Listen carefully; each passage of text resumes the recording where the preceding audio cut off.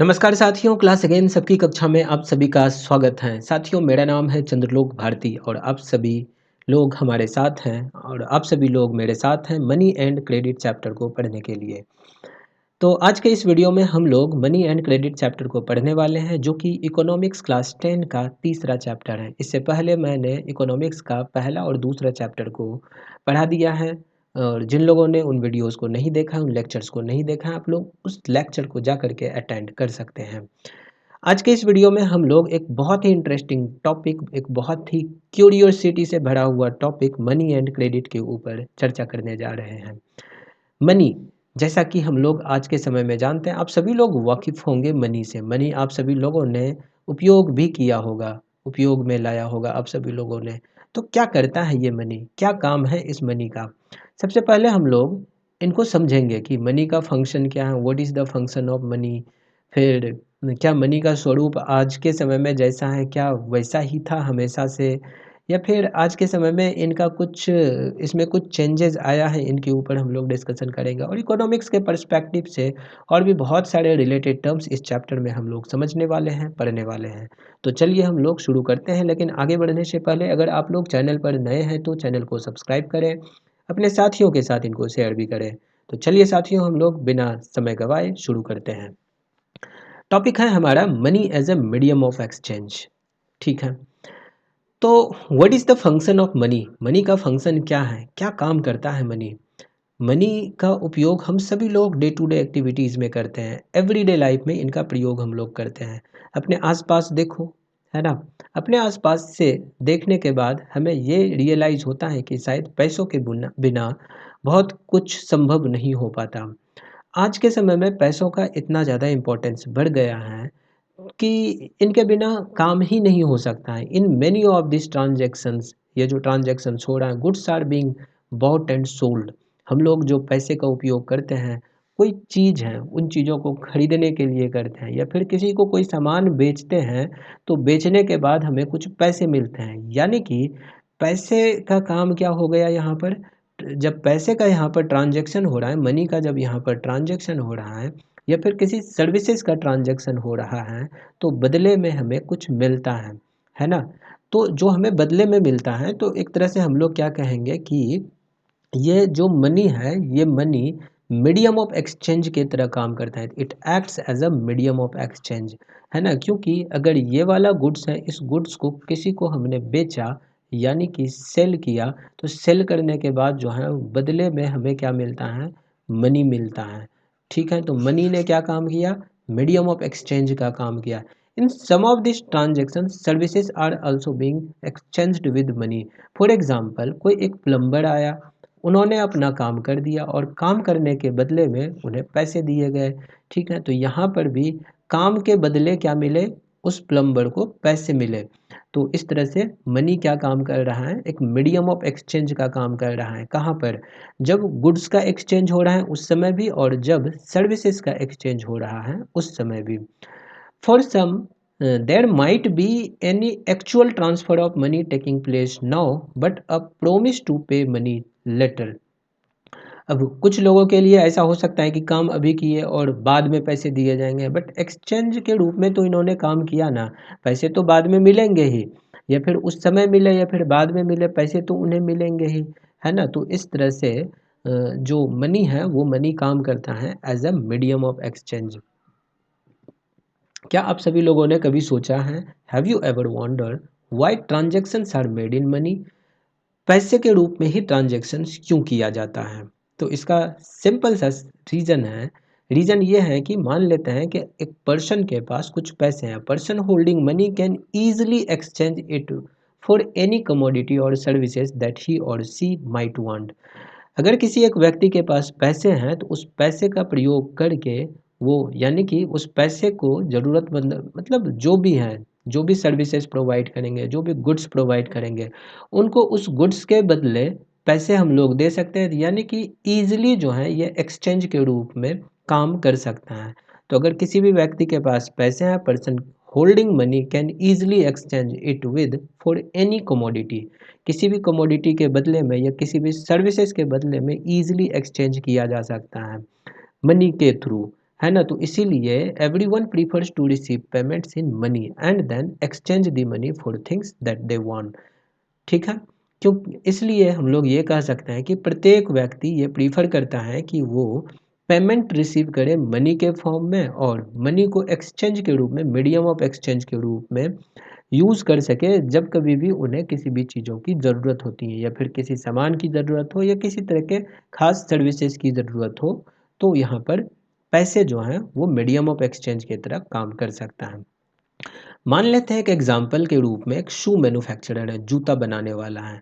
He wants to sell shoes in the market and buy wheat. वो market में जूता बेचना चाहता है और बाजार से व्हीट खरीदना चाहता है। ठीक है? तो शू मैन्युफैक्चरर पहले क्या करेगा?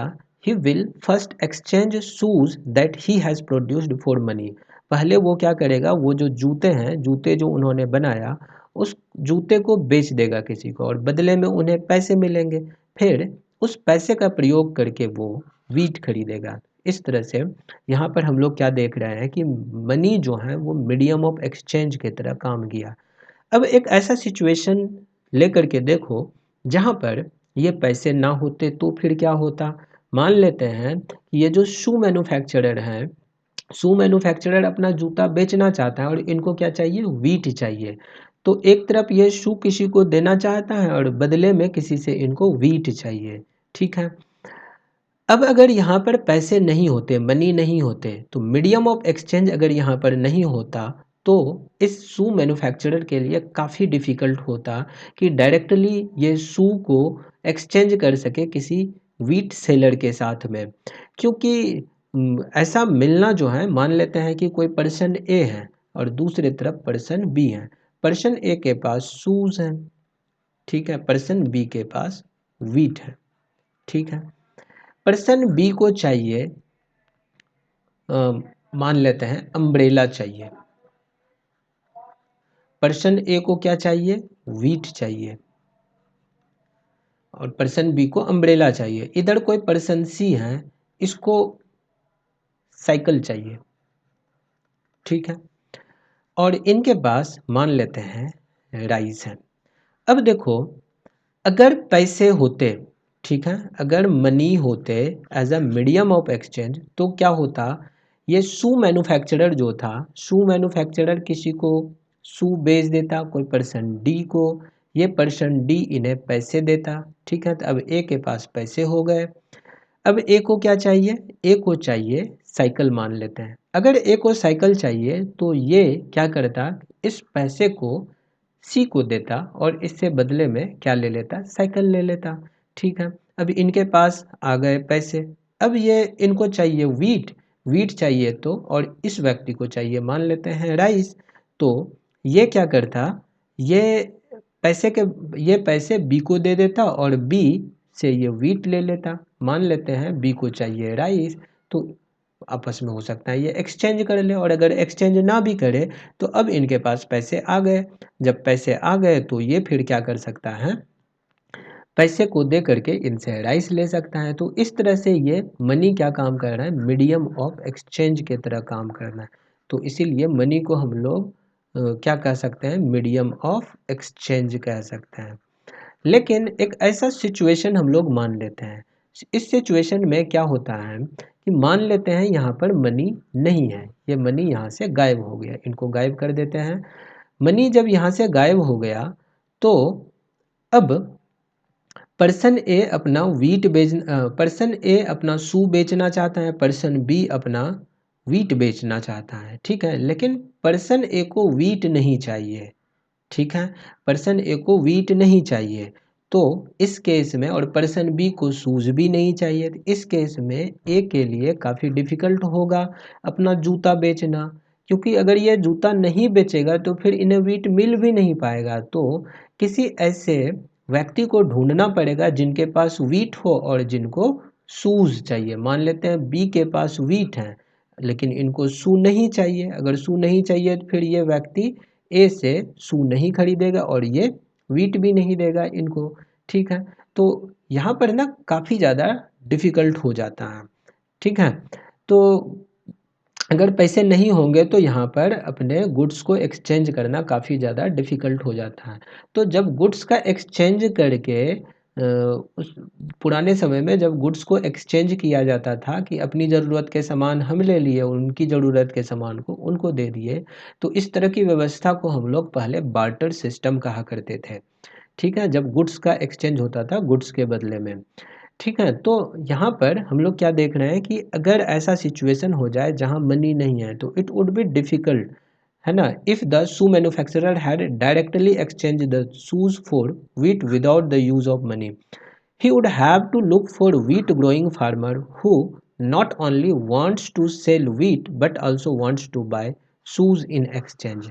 ठीक है, तो यहाँ पर दोनों पार्टीज़ को एग्री करना पड़ेगा, दोनों पार्टीज़ को एग्री होना होता है एक दूसरे के कमोडिटीज़ को बाय और सेल करने के लिए। तो इन्हीं चीज़ों को हम लोग क्या कहते हैं, डबल कोइंसिडेंस ऑफ वांट्स। ठीक है, अगर यह समझ में नहीं आया तो इनको और अच्छे से समझा सकते हैं कि अगर कोई पर्सन राम है, कोई दूसरा पर्सन श्याम है। ठीक है, एक तरफ राम है और दूसरे तरफ श्याम है। ठीक है, राम को क्या चाहिए, राम को चाहिए वीट, राम को चाहिए वीट और श्याम को चाहिए शूज। ठीक है, राम के पास शूज है और श्याम के साथ पास वीट है। तो श्याम क्या करेगा, अपना वीट राम को दे देगा और राम क्या करेगा, अपना शूज श्याम को दे देगा। तो इस जगह पर क्या हुआ, राम और श्याम, ठीक है, दोनों को एक दूसरे की चीज़ें चाहिए थी, इसलिए इन्होंने क्या किया, एक दूसरे से गुड्स को एक्सचेंज कर लिया। तो यहाँ पर डबल कोइंसिडेंस ऑफ वांट्स हुआ, क्योंकि एक दूसरे को एग्री करना पड़ रहा है, एक दूसरे के गुड्स को बाय करने के लिए, एक दूसरे के कमोडिटीज़ को बाय करने के लिए एंड सेल करने के लिए यहाँ पर दोनों को एग्री करना पड़ रहा है। That is double coincidence of wants यहाँ पर हुआ। ठीक है, तो this is known as double coincidence of want. तो what a person desires to sell is exactly what the other wishes to buy. और एक बार्टर सिस्टम में where goods are directly exchanged without the use of money. यहाँ पर अभी हम लोग क्या देखें, बिना पैसों के इन्वॉल्व हुए गुड्स को एक्सचेंज कर दिया गया। ठीक है, तो बार्टर सिस्टम में यही वाला चीज़ होता है, यहाँ मनी नहीं होते हैं। Double coincidence of wants barter system का एक एसेंशियल फीचर है। तो यहाँ पर एक प्रश्न हो जाता है, बार्टर सिस्टम क्या है, दूसरा डबल कोइंसिडेंस ऑफ वांट्स क्या है, और money as a medium of exchange जो है किस तरह से काम करता है, इनको एक्सप्लेन करना है। तो इस तरह से 2-3 क्वेश्चन यहाँ तक हमारा बनता है। In an economy where money is in use, money by providing the crucial intermediate step eliminates the need for double coincidence of wants। अब इकोनॉमी में किसी भी अर्थव्यवस्था में मनी का जब यूज होता है तो यह डबल कोइंसिडेंस ऑफ वांट्स जो हो रहा हो था उनको ये एलिमिनेट कर देता है, उनको ये ख़त्म कर देता है। It is no longer necessary for the shoe manufacturer to look for a farmer who will buy his shoes and at the same time sell him wheat. उन्हें अब किसी ऐसे फार्मर को ढूंढने की ज़रूरत नहीं होती है जहाँ उस किसान को जूते की ज़रूरत हो और उनके पास वीट भी मौजूद हो, और जो कि वीट अपना सेल करना चाहता हो। तो इस तरह की चीज़ें जो हैं मनी के आने के बाद इन्होंने ख़त्म कर दिया था। यानी कि जब मनी को इंटरमीडिएट के रूप में जब यूज़ किया जाने लगा, as a medium of exchange use किया जाने लगा, तो डबल कोइंसिडेंस ऑफ वांट्स ख़त्म हो गया। तो बार्टर सिस्टम में डबल कोइंसिडेंस ऑफ वांट्स एक एसेंशियल फीचर है, और डबल कोइंसिडेंस ऑफ वांट्स को ख़त्म करने के लिए मनी को एज इंटरमीडिएट गुड्स के रूप में लाया गया। और मनी जब यहाँ पर इंट्रोड्यूस हुआ, डबल कोइंसिडेंस ऑफ वांट्स ख़त्म हो गया। अब सभी लोग अपनी ज़रूरत की चीज़ें आसानी से ईजिली खरीद सकते हैं। Once he has exchanged his shoes for money, he can purchase wheat or any other commodity in the market. Since money acts as an intermediate in the exchange process, it is called a medium of exchange। चूँकि यहाँ पर money intermediate के रूप में काम किया है in the exchange process, तो इसीलिए हम लोग क्या कहेंगे कि money जो है it is acting as a medium of exchange। तो आई होप यहाँ तक समझ में आ गया होगा। इसके आगे हम लोग बढ़ते हैं modern forms of money. Money का जैसा स्वरूप है आज के समय, वैसा स्वरूप पहले नहीं हुआ करता था। तो थोड़े इतिहास को भी हम लोग जान लेते हैं। इतिहास को समझते हुए आज के समय को हम लोग समझने की कोशिश करेंगे। आज हम लोग समझने की कोशिश करेंगे कि आज के समय में ये मनी किस रूप में है, किस स्वरूप में है। ठीक है, तो इनको हम लोग थोड़ा देखते हैं। We have seen that money is something that can acts as a medium of exchange in the transaction. किसी भी ट्रांजैक्शन में मनी एक मीडियम ऑफ एक्सचेंज की तरह काम करता है। Before the introduction of coins a variety of objects was used as a money. अब जब कॉइन्स का इंट्रोडक्शन हुआ उससे पहले बहुत सारे ऑब्जेक्ट्स हुआ करते थे जिनको मनी के रूप में यूज किया जाता था। अब बहुत सारे ऑब्जेक्ट में जैसे कि हम लोग देख लेते हैं कि अर्ली एजेस में इंडिया में ग्रेन्स का इस्तेमाल होता था, कैटल का इस्तेमाल होता था मनी के रूप में। उसके बाद फिर जैसे जैसे थोड़ा समय चेंज हुआ तो मेटालिक कॉइन्स का इस्तेमाल होने लगा, जिसमें गोल्ड हो गया, सिल्वर हो गया, कॉपर कॉइन्स हो गया, ये सब मनी के रूप में यानी कि मेटालिक कॉइन्स जो है मनी के रूप में काम करने लगे। फिर ये ठीक ठाक समय तक चला फिर, है ना। अब phase which continued well into the last century, और उसके बाद मॉडर्न फॉर्म्स ऑफ मनी आया। मनी इंक्लूड जिसमें कि आज के समय में पेपर नोट्स हैं और कॉइन्स हैं। तो पेपर नोट्स और कॉइन्स के रूप में आज के समय में हमें मनी देखने को मिलता है। ठीक है, unlike the things that were used as money earlier, modern currency is not made of precious metals such as gold. अब आज के समय में जो पैसे हमें दिखते हैं, जो मनी हमें दिखते हैं, वो पुराने समय के गोल्ड से, जैसे पुराने समय में गोल्ड का बना हुआ होता था, सिल्वर और कॉपर का बना होता था मनी। बट आज के समय में ऐसे प्रीशियस मेटल्स के मनी बने हुए नहीं होते हैं। जैसे पहले के समय में ग्रेन्स और कैटल्स का इस्तेमाल होता था, they are neither of everyday use. The modern currency is without any use of its own. तो वाई, अब देखो, तो यहाँ पर हम लोग क्या देखें कि जैसे यहाँ बगल में कुछ फिगर्स दिख रहे हैं, इन फिगर्स में हम लोग ये देख पा रहे हैं कि एंशियंट टाइम्स में किस प्रकार से मनी का इस्तेमाल किया जाता था। अर्ली पंच मार्क्ड कॉइन्स लगभग 2500 ईयर्स ओल्ड, उस समय इस तरह के कॉइन्स यूज़ किया जाता था। फिर गुप्ता एज में इस तरह के गुप्ता कॉइन्स हमें यहाँ पर दिख रहा है। फिर तुगलक कॉइन्स कुछ इस प्रकार से रेक्टेंगुलर हुआ करता था। फिर गोल्ड मोहर फ्रॉम अकबर के रीजन में, ये दिस इज गोल्ड मोहर, है ना। और मॉडर्न कॉइन्स हमें कुछ इस प्रकार का देखने को मिलता है जो कि एकदम राउंड है। पहले भी होता था राउंड, बट पहले प्रीशियस मेटल्स के बने होते थे, और जो मॉडर्न करेंसीज हैं, मॉडर्न कॉइन्स हैं, वो प्रीशियस मेटल्स के बने नहीं होते हैं। अब एक बहुत ही इंपॉर्टेंट सवाल है, सवाल ये है, why is it accepted as a medium of exchange. इनको मीडियम ऑफ एक्सचेंज के रूप में एक्सेप्ट क्यों किया गया है। तो इसका जवाब है, it is accepted as medium of exchange because the currency is authorised. कौन है ये अथॉरिटी, किसने ऑथोराइज किया है इस करेंसी को। तो इस करेंसी को ऑथोराइज करने वाला गवर्नमेंट है। ठीक है, तो कोई एक अथॉरिटी है, और वो अथॉरिटी कौन है, एक डेमोक्रेटिक कंट्री में वहाँ की गवर्नमेंट होती है। या फिर कोई मोनार्की है तो वहाँ का मोनार्क होगा, किंग होगा, क्वीन होगा, या फिर जो भी अथॉरिटी होगा, the authority is responsible for authorisation. तो इसलिए ये एक्सेप्टेबल है as a medium of exchange. For example, जैसे कि अभी से कुछ समय पहले, यानी कि 6-7 साल पहले जो है 500 के नोट्स को डीमोनेटाइज कर दिया गया था। तो डीमोनेटाइजेशन का मतलब क्या हुआ कि वो जो 500 रुपये का नोट था, उनका वैल्यू जो है वो जीरो कर दिया गया। अब वो मीडियम ऑफ एक्सचेंज के रूप में इस्तेमाल नहीं किया जा सकता है, क्योंकि अब वो डीमोनेटाइज हो गया। अब वो जो करेंसी है, करेंसी के रूप में उनको, वो जो 500 के पेपर नोट्स थे, पुराने वाले जो 500 के पेपर नोट्स थे, उनको डीमोनेटाइज करने का मतलब हुआ कि अब उनका वैल्यू जीरो हो गया। अब उनको एक्सेप्ट नहीं किया जा सकता है as a medium of exchange. ठीक है, तो ऐसा क्यों हुआ, क्योंकि एक अथॉरिटी थी, एक गवर्नमेंट थी, उस गवर्नमेंट ने अनाउंस किया कि इस करेंसी का वैल्यू अब जीरो माना जाएगा, तो इसलिए उनका वैल्यू जीरो हो गया। जबकि 500 के नए वाले नोट्स आए डिमोनेटाइजेशन के बाद, जिनका वैल्यू 500 ही रहा। जबकि पुराने वाले नोट्स जो थे उनको डिमोनेटाइज कर दिया गया, तो इसका मतलब उनके वैल्यू जो है वो जीरो हो गए, क्योंकि किसी अथॉरिटी ने उनको डिमोनेटाइज किया था। That authority was the government of India.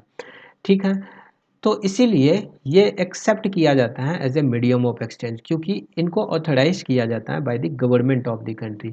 Bharat में ये ऑथोराइजेशन कौन प्रोवाइड करता है? तो रिजर्व बैंक ऑफ इंडिया जो है, reserve bank of India issue करती है करेंसी नोट्स को on the behalf of central government. और भारत के लॉ के अनुसार किसी भी इंडिविजुअल को, किसी भी मतलब कोई भी इंडिविजुअल या फिर कोई भी व्यक्ति, कोई भी ऑर्गेनाइजेशन को इस तरह की अथॉरिटी मिली हुई नहीं है। तो इसका मतलब ये है कि ओवरऑल पैसे वगैरह सबको देखने वाली बात जहाँ तक आती है that is with reserve bank of India. और रिजर्व बैंक ऑफ इंडिया ही इशू करती हैं करेंसी नोट्स को on the behalf of central government. ठीक है। और जो लॉ है, the law legalises the use of rupee as a medium of payment that can not be refused in set settling transactions in India. और भारत में law है, कानून के अनुसार, भारत में जो कानून है उस कानून के अनुसार ये कानून लीगलाइज करता है the use of rupees. Rupee जो है as a medium of exchange, rupee को as a medium of payment के रूप में ऑथोराइजेशन मिला हुआ है, लीगलिटी मिला हुआ है। This is a legal tender, है ना। और कोई भी रिफ्यूज़ नहीं कर सकता है, कोई भी मना नहीं कर सकता है अगर उन्हें पेमेंट किया जा रहा है रुपी के फॉर्म में। फॉर एग्जांपल मान लेते हैं कि बांग्लादेश का टका हो गया, या फिर पाकिस्तानी रुपया हो गया, या फिर नेपाल का जो करेंसी है वो हो गया, या फिर किसी दूसरे कंट्री का करेंसी है। क्या उनको लीगल टेंडर के रूप में इंडिया में इस्तेमाल किया जा सकता है? तो नहीं किया जा सकता है, क्योंकि भारत सरकार के द्वारा जो लीगल टेंडर है दैट इज रुपी। बाकी दूसरा करेंसी जो है उनको हम लोग लीगल टेंडर के रूप में इस्तेमाल नहीं कर सकते हैं। No individual can India in India can legally refuse a payment made in rupee. Rupees के फॉर्म में अगर किसी भी पर्सन को पेमेंट किया गया है तो वो रिफ्यूज़ नहीं कर सकता है। तो इसीलिए रुपी को हम लोग क्या कह सकते हैं कि it is widely accepted as a medium of exchange. इनको वाइडली एक्सेप्ट किया गया है मीडियम ऑफ एक्सचेंज के रूप में। ठीक है। तो ये हो गया हमारा मॉडर्न फॉर्म्स ऑफ मनी। अब जो ये पैसे हैं, जो ये मनी है, this money needs to be deposited with the bank. Bank के पास इसे हम लोग डिपॉजिट करके रखते हैं। ठीक है। तो ये other form in which people hold money is as deposits with the bank. बाकी दूसरा फॉर्म जिस रूप में लोगों के पास पैसे होते हैं that is deposit with the bank. Bank में वो पैसे रखते हैं। At a point of time people need only some currency for the day to day needs. एक समय में किसी भी व्यक्ति को थोड़े पैसे की ज़रूरत होती है डे टू डे एक्टिविटीज़ में, जिसको कि वो पेपर नोट्स या फिर कॉइन्स के रूप में होल्ड करते हैं। लेकिन बाकी पैसे जो उनके पास होते हैं they deposit it with the bank. Bank के साथ वो उन पैसों को डिपॉजिट कर देते हैं। फॉर एग्जांपल कोई वर्कर हैं जो रिसीव किया अपना सैलरी को, उनको सैलरी मिला। सैलरी मिलने के बाद eight the end of each month they have extra cash at the beginning of the month. शुरुआत में उनके पास कुछ कैश अमाउंट होते हैं। तो फिर लोग क्या करते हैं इन पैसों का, वो जो एक्स्ट्रा कैश होते हैं उन एक्स्ट्रा कैश का वो क्या करेंगे, उन एक्स्ट्रा कैश को वो लोग डिपॉजिट कर देते हैं बैंक में। ठीक है। By opening a bank account in their name, उनके नाम पर एक बैंक अकाउंट ओपन होता है और उन्हीं अकाउंट में वो अपने पैसे को डिपॉजिट करके रख देते हैं। इस तरह से पीपल के पास जो मनी होते हैं वो सेफली एक बैंक में वो रख देते हैं, और इस पैसे के ऊपर उन्हें कुछ इंटरेस्ट भी मिलते हैं। ठीक है। तो मान लेते हैं कि ये वाला कोई बैंक हुआ। इस बैंक में पीपल ने क्या किया, अपने पैसे को डिपॉजिट कर दिया। ठीक है। तो जो पैसे उन्होंने डिपॉजिट किया इस बैंक में, इसके बदले में बैंक क्या करती हैं, कुछ इंटरेस्ट पे करती है, कुछ पैसे इंटरेस्ट के रूप में पे करती हैं। सम परसेंट होता है, 2-3% होता है। तो ये सेविंग अकाउंट के ऊपर 2-3% होता है, तो उनको वो सेविंग अकाउंट के ऊपर 3% के लगभग में ये वेरी करते रहता है फिगर। तो लोगों ने जो पैसे जमा किए बैंक में, तो उन पैसों के ऊपर बैंक क्या करती हैं, थोड़े बहुत इंटरेस्ट पेमेंट करती है। ठीक है। जितने भी पैसे हुए तो 2-3% के हिसाब से उन्हें इंटरेस्ट के रूप में दे देती हैं। ठीक है। अब जो ये इंटरेस्ट के रूप में उन्हें पैसे मिले, तो इससे क्या हुआ, मान लेते हैं कि किसी व्यक्ति ने 1 लाख रुपया बैंक में जमा किया, ठीक है, और 1 लाख रुपया वो बैंक में जमा करके 1 साल तक छोड़ दिया, तो 2 या 3% अगर उनको इंटरेस्ट मिलता है तो 1 साल बाद इनके पैसे बढ़ करके कितने हो जाएंगे, 1,03,000 हो जाएंगे, ठीक है।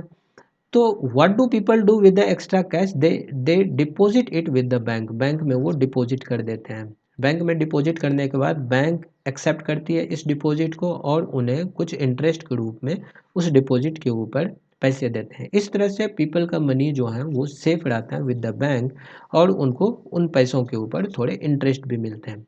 People also have the provision to withdraw the money as and when they required. अब देखो बैंक में तो उन्होंने जमा कर दिया, अब मान लेते हैं कि हमें पैसों की ज़रूरत है, तो क्या बैंक से निकाला जा सकता है? बिल्कुल निकाला जा सकता है, क्योंकि ये पैसे उनके हैं, तो उस अकाउंट से विड्रॉ किया जा सकता है उन पैसों को।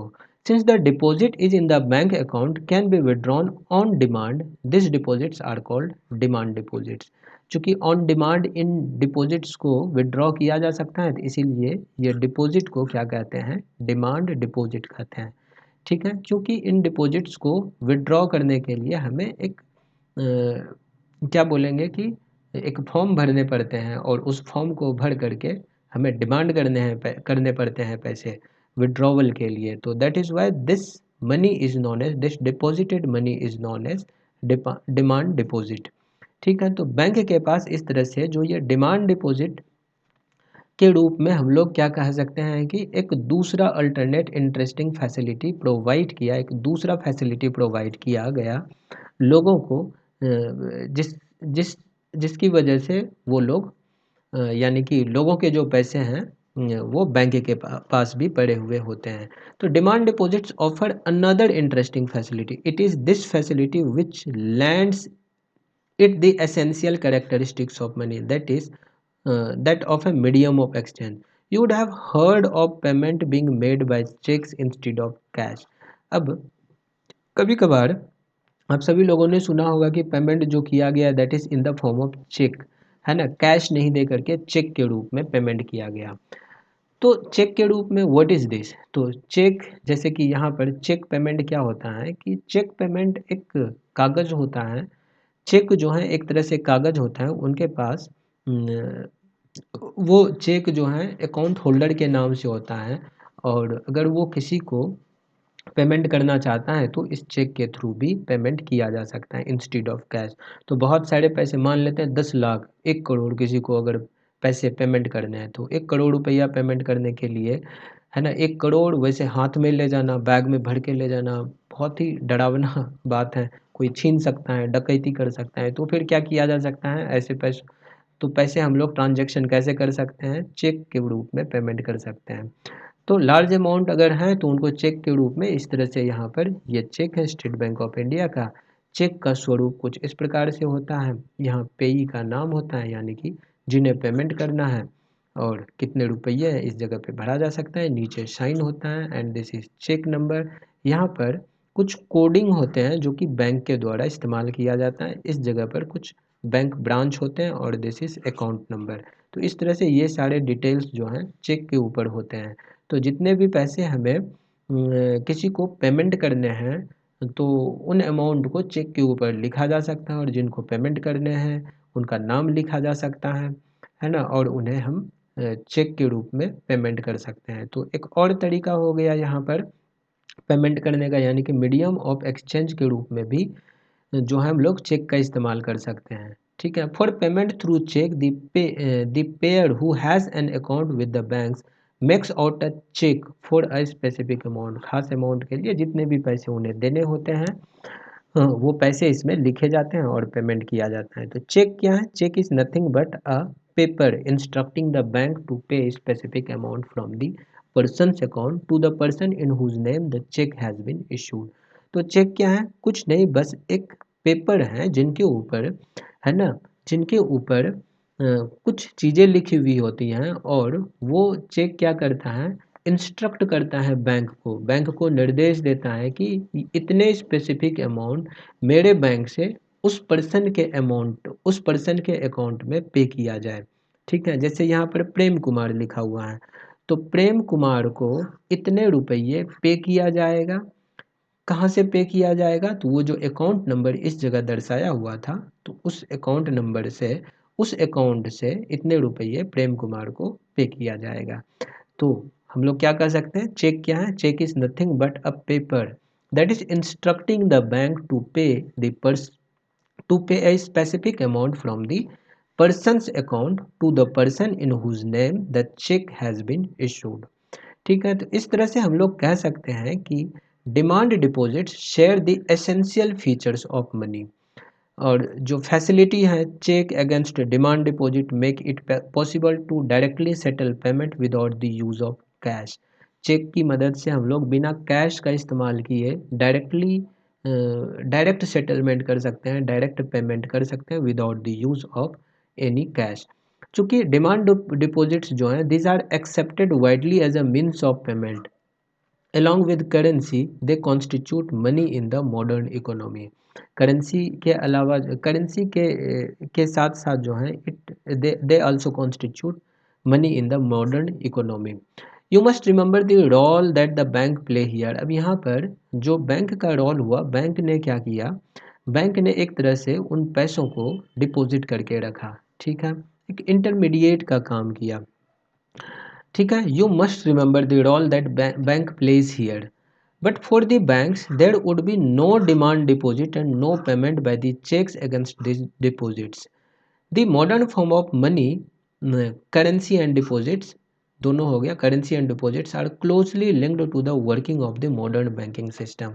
ये जो मॉडर्न फॉर्म ऑफ मनी है that is currency and the deposits they that is closely link, ये बहुत ही क्लोजली लिंक्ड हैं with the working of modern banking system. Modern banking system के साथ में ये बहुत ही क्लोजली लिंक्ड हैं। तो इस तरह से हम लोग यहाँ पर देख रहे हैं कि किस प्रकार से मॉडर्न फॉर्म ऑफ मनी जब बैंक के पास जाता है तो बैंक किस प्रकार से ये एक अलग रोल प्ले करता है। अब देखो पैसे जो हैं वो बैंक के पास आ गए, ठीक है, डिपॉजिटर ने पैसे, अब इस फोटो के माध्यम से हम लोग समझते हैं कि ये जो डिपॉजिटर हैं ये डिपॉजिट इनके पास कुछ एक्स्ट्रा पैसे थे। ये एक्स्ट्रा पैसे इन्होंने क्या किए? बैंक के पास जा करके डिपॉजिट कर दिए। तो people make deposits in the bank, bank में लोगों ने पैसों को डिपॉजिट किया, ठीक है। अब इन डिपॉजिट मनी के ऊपर बैंक क्या करती हैं? बदले में इंटरेस्ट पे करती हैं, ठीक है। बैंक बदले में क्या किया? इन डिपॉजिट मनी के ऊपर डिपॉजिटर को कुछ पैसे इंटरेस्ट के रूप में पे करती हैं। एक और चीज़, people make withdrawals and get interest. अब देखो जब कभी भी इन्हें ज़रूरत होता है, पीपल को जब कभी भी ज़रूरत होता है तो ये बैंक से डिमांड करते हैं पैसे। तो इसलिए ये जो डिपॉजिटेड मनी है that deposited money is known as demand deposit. तो पीपल के पैसे हैं, लोगों के ये पैसे हैं, तो वो कभी भी पैसे विड्रॉ कर सकते हैं बैंक से, और जो उन्होंने पैसे वहाँ पर डिपॉजिट किए उस डिपॉजिट के ऊपर उन्हें इंटरेस्ट मिलते हैं, ठीक है, एक काम हो गया। अब सवाल यहाँ पर ये उठता है कि बैंक इन पैसों का क्या करती है? बैंक के पास इन पैसों का क्या काम, वो क्या करती है, ठीक है। और इन्हीं टॉपिक को समझने के लिए अभी हम लोग लोन्स के बारे में पढ़ेंगे। तो लोन को थोड़ा समझ लेते हैं। लोन यानी कि क्रेडिट जो है क्या होता है? तो कुछ ज़रूरतमंद लोग भी होते हैं जिन्हें पैसों की ज़रूरत होती है। यह ज़रूरतमंद लोग कौन हैं? ये हम लोग हो सकते हैं, आप लोग हो सकते हैं। ज़रूरतमंद लोग कौन है? स्टूडेंट्स हो सकता है, कोई बिजनेसमैन हो सकता है, कोई इंडस्ट्रियलिस्ट हो सकता है, कोई भी हो सकता है, ठीक है। तो जो भी ज़रूरतमंद लोग हैं जिन्हें पैसे चाहिए उनको बोरोवर कहते हैं। तो बोरोवर्स क्या करता है? बोरोवर्स बैंक के पास जाता है, ठीक है। बोरोवर्स गया बैंक के पास और बैंक जो है इन बोरोवर्स को लोन देती है, ठीक है। बोरोवर्स को बैंक क्या की? लोन दी। अब सवाल यहाँ पर ये उठता है कि बैंक इन बोरोवर्स को लोन क्यों दी, है ना? बदले में कुछ तो सिक्योरिटी चाहिए होगा। अब क्या पता जो पैसे मांगने के लिए आए हैं उनके पास वापस रिपे करने के लिए, वापस रिपे करने का इनके पास कोई कैपेसिटी ही ना हो। तो फिर क्या होगा? तो फिर बैंक का तो पैसा डूब जाएगा, बैंक का पैसा ये वापस कर ही नहीं पाएगा। तो फिर इसके बदले में बोरोवर से बैंक क्या करती हैं, सिक्योरिटी डिपॉजिट लेती हैं, मतलब सिक्योरिटी के रूप में कुछ लेती हैं। तो जो सिक्योरिटी के रूप में रखा जाता है that is known as collateral. ठीक है। तो अब यहाँ पर क्या हुआ कि बैंक ने बोरोवर को पैसे दिए, तो जो पैसे दिए उनको हम लोग क्या कहते हैं, लोन कहते हैं। तो पीपल टेक लोन, लोगों ने लोन्स लिया।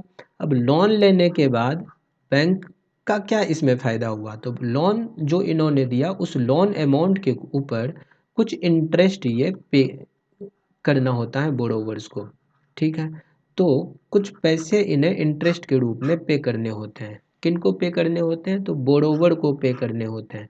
तो बोरोवर्स जो हैं, रेट ऑफ इंटरेस्ट, अच्छा this rate of interest is higher than this interest, है ना। जो डिपॉजिटर को इंटरेस्ट मिलेगा वो इंटरेस्ट अमाउंट कम होगा, जबकि बोरोवर्स से जितने इंटरेस्ट लिए जाएंगे वो इंटरेस्ट अमाउंट ज़्यादा होगा। ऐसा इसलिए क्योंकि अगर ये ज़्यादा इंटरेस्ट नहीं लेंगे तो इससे क्या है ना कि बैंक फिर फंक्शन कर ही नहीं पाएगा। मान लेते हैं कि यहाँ पर 10% अगर इंटरेस्ट लिया गया तो इस जगह पर 3% इंटरेस्ट दिया जाएगा। This is for just for example. बाकी का जो डिफरेंस ये 7% है, वो 7% इंटरेस्ट बैंक अपने पास रखती हैं।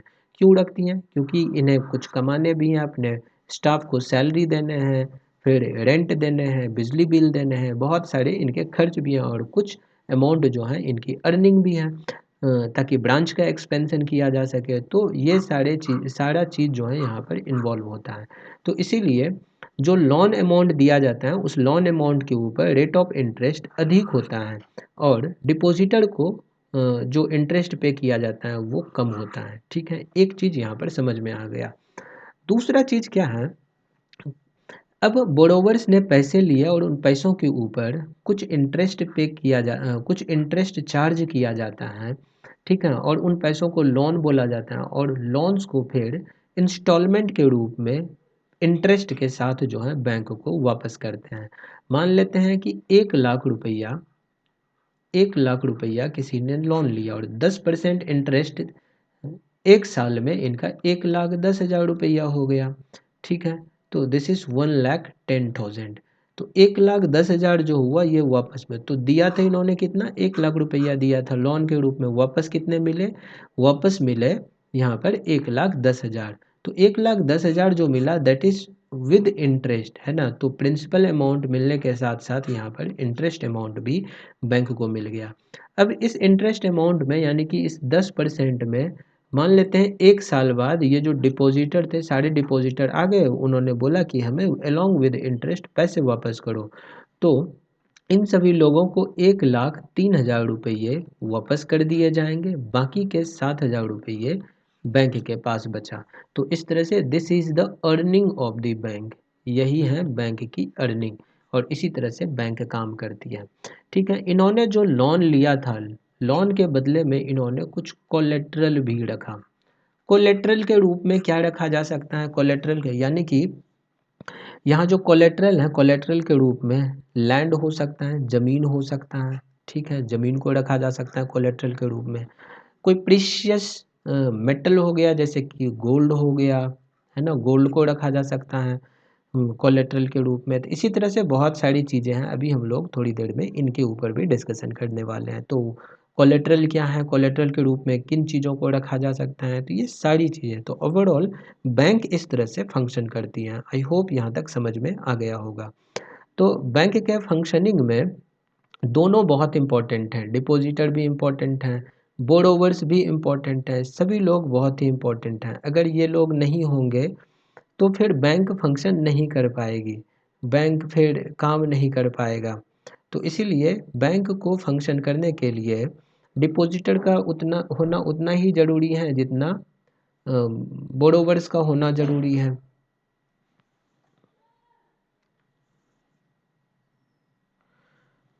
तो अब हम लोग इनको समझते हैं, loan activities of the bank. Let us take the story of banks further. What do the banks do with the deposits which they accept from the public. Public से उन्होंने जो डिपॉजिट लिया उस डिपॉजिट का वो क्या करते हैं। There is an interesting mechanism at work here, और इस इंटरेस्टिंग मैकेनिज्म को अभी जस्ट हमने समझा। तो हम लोग देखते हैं यहाँ क्या कह रहा है। Banks keep only a small portion proportion of their deposits as cash with themselves.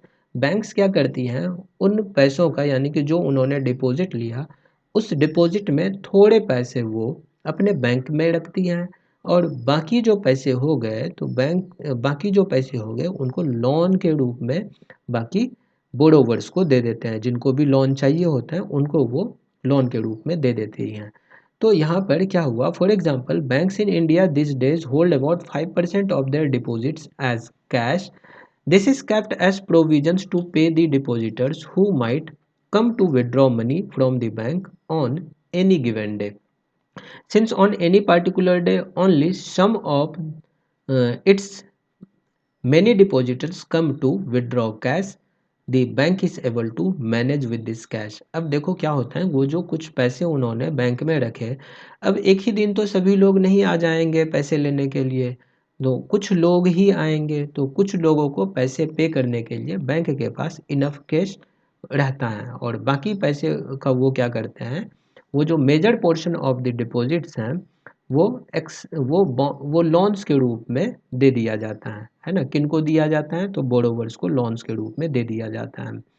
There is a huge demand for loan for various economic activities. बहुत सारे इकोनॉमिक एक्टिविटीज़ के लिए लोन्स का बहुत ज़्यादा डिमांड है। इनके बारे में अभी जस्ट हम लोग थोड़ी देर में नेक्स्ट सेक्शन में और भी डिटेल में पढ़ेंगे। Banks make use of this deposit to meet the loan requirements of the people. इस तरह से बैंक मीडिएट करता है between those who have surplus funds, यानी कि depositors, and those who are in need of this funds, यानी कि borrowers. तो बोरोवर्स और डिपॉजिटर्स के बीच में एक तरह से मीडिएटर का काम करती है बैंक, और इसमें क्या होता है, बैंक चार्ज करती है higher rate of interest on loan than what they offer on deposits. जैसा कि हमने समझा, बोरोवर से वो higher rate of interest charge करती हैं और डिपॉजिटर को लोअर रेट ऑफ इंटरेस्ट देती हैं। चूँकि ये मीडिएटर हैं, तो मीडिएटर होने की वजह से इन्हें कुछ पैसे भी चाहिए होते हैं, तो ये जो डिफरेंस बिटवीन जो मीडिएटर और बोरोवर हैं उनसे जो चार्ज किया जा रहा है रेट ऑफ इंटरेस्ट, उनका जो डिफरेंस होता है that is with the bank. तो the difference between what is charged from borrowers and what is paid to the depositors is their main source of income. यही उनका मेन सोर्स ऑफ इनकम है। तो इस तरह से हम लोग यहाँ क्या देख रहे हैं कि जो डिपॉजिटर हैं और जो बोरोवर हैं उनके बीच में एक तरह से मीडिएटर का काम करती है बैंक, और जब ये मीडिएटर का काम करती हैं तो बदले में वो थोड़े अमाउंट अपने पास भी रखती हैं। ठीक है, तो इस तरह से बैंक का यहाँ पर काम होता है। अब हम लोग दो सिचुएशंस के बारे में समझते हैं, और इन दोनों सिचुएशंस को समझने के बाद हम लोग फिर वापस आएंगे क्रेडिट सिस्टम को समझने के लिए। क्रेडिट मतलब कुछ नहीं, बस लोन ही होता है। ठीक है, तो a large number of transactions in our day to day activities involve credit in some form और दी अदर। बहुत सारे ऐसे एक्टिविटीज़ होते हैं जिसमें क्रेडिट इन्वॉल्व होता है, मतलब कोई ना कोई रूप में यहाँ पर क्रेडिट इन्वॉल्व होता है। क्रेडिट का मतलब क्या हुआ, क्रेडिट यानी कि loan. Loan refers to an agreement in which the lender supplies the borrower with money, goods और services in return for the promise of future payment. Credit या लोन क्या हुआ, ये एक तरह से एग्रीमेंट है जिसमें लेंडर सप्लाई करता है बोरोवर को। क्या सप्लाई करता है, पैसे सप्लाई किया जा सकता है, गुड्स सप्लाई किया जा सकता है, या सर्विसेज सप्लाई किया जा सकता है, और इन रिटर्न उन्हें प्रोमिस किया जाता है कि फ्यूचर में उन्हें पेमेंट किया जाएगा। ठीक है, तो यही क्रेडिट हुआ, या फिर इसी को हम लोग लोन कहेंगे। अब हम लोग सिचुएशंस को समझते हैं कि how credit works through the following to examples. ये फेस्टिवल सीजन का एक एग्जांपल लिया गया है। फेस्टिवल सीजन में 2 months from now, it is festival season 2 months from now, and the shoe manufacturer Salim हैं, उनके पास कुछ ऑर्डर आए हैं एक बड़े ट्रेडर से in the town for 300 pairs of shoes to be delivered in a month. एक महीने में 300 पेयर्स ऑफ शूज़ जो हैं डिलीवर किए जाने हैं। अब प्रोडक्शन को कंप्लीट करने के लिए, समय पे प्रोडक्शन कंप्लीट हो जाए तो सलीम को कुछ वर्कर्स की ज़रूरत है ताकि स्टिच किया जा सके। पेस्टिंग वर्क के लिए वर्कर्स की ज़रूरत है, उन्हें रॉ मटेरियल्स खरीदने के लिए कुछ पैसे चाहिए। To meet these expenses Salim को लोन चाहिए from two sources. Salim obtains loans from two sources. Salim दो जगह से लोन लेता है। दो जगह कौन कौन सा है? He ask the leather supplier to supply leather now. Leather supplier को वो कहता है कि लेदर सप्लाई करो, और उन्हें प्रोमिस करता है टू पे हिम लेटर, बाद में उन्हें पैसे पेमेंट करने का प्रोमिस करता है। दूसरा, वो लोन ऑब्टेन करता है in cash from the large traders as advance payment for 1,000 pairs of shoes with a promise to deliver the whole order by the end of the month. दूसरा, ये ऑब्टेन करता है लोन इन कैश फ्रॉम, बड़े जो trader हैं उनसे advance payment लेता है 1,000 पेयर ऑफ शूज़ को बनाने के लिए, और उनसे प्रोमिस किया जाता है कि 1 महीने के अंदर उन्हें जो है पूरा ऑर्डर सप्लाई कर दिया जाएगा। और at the end of the month Salim is able to deliver the order. 1 महीने बाद सलीम जो है इस ऑर्डर को कंप्लीट कर पाता है। ठीक है, और ठीक ठाक प्रॉफिट भी हो जाता है, फिर रिपे भी कर दिया जाता है जो भी उन्होंने लोन लिया था, और जो भी उन्होंने बोरो किया था पैसा वो भी रिपे कर दिया जाता है। तो ठीक ठाक अमाउंट में इन्हें प्रॉफिट हो जाता है। ठीक है, तो इस केस में यहाँ पर क्या हुआ, सलीम ने क्रेडिट ऑब्टेन किया to make the working capital needs of production. Production के लिए जो वर्किंग कैपिटल की ज़रूरत थी उसको उन्होंने क्रेडिट के रूप में ऑब्टेन किया। फिर क्रेडिट ने उस लोन ने उन्हें हेल्प किया अपने ऑनगोइंग एक्सपेंसेस को कंप्लीट करने में, अपने जो कि उनके प्रोडक्शन प्रोसेस में एक्सपेंसेस आ रहे थे। कंप्लीट प्रोडक्शन करने में समय पर कंप्लीट प्रोडक्शन हो गया, फिर thereby increases his earnings, और इस तरह से उनके अर्निंग जो है इंक्रीज हो जाता है। तो इस तरह से हम लोग यहाँ पर क्या देख पा रहे हैं इस एग्जाम्पल के थ्रू कि क्रेडिट ने बहुत ही वाइटल रोल, बहुत ही पॉजिटिव रोल प्ले किया इस सिचुएशन में। तो क्रेडिट का एक मतलब क्या बोल सकते हैं कि प्रोज हैं, क्रेडिट की अच्छाई है, लोन की अच्छाई है कि लोन ने यहाँ पर इस सिचुएशन में इन्हें हेल्प किया, ताकि ये जो जो भी ऑर्डर था शूज़ का उनको वो कंप्लीट कर सके। ठीक है, इसके बाद हम लोग दूसरा एग्जांपल लेते हैं, स्वप्नास प्रॉब्लम। स्वप्ना का देखते हैं कि क्या है। स्वप्ना जो कि एक छोटी सी किसान है, ग्राउंड नट वो कल्टीवेट करती हैं on their 3 acres of land. उनके पास 3 एकड़ ज़मीन है, उनके ऊपर वो ग्राउंड नट का कल्टीवेशन करती हैं। इसके लिए वो क्या करती हैं कि किसी मनी लेंडर से, जिनके पास बहुत सारे पैसे हैं, तो मनी लेंडर से वो अपने एक्सपेंसेस के लिए, अपने कल्टीवेशन के लिए वो पैसे लेती हैं। और उनके मन में ये एक आशा रहता है कि that her harvest would help repay the loan. Loan जब रिपे करने की बारी आएगी तो उस समय तक हार्वेस्ट हो जाएगा, तो पूरा हार्वेस्ट जो है, हार्वेस्ट होने के बाद लोन का रिपेमेंट कर दिया जाएगा मनी लेंडर को।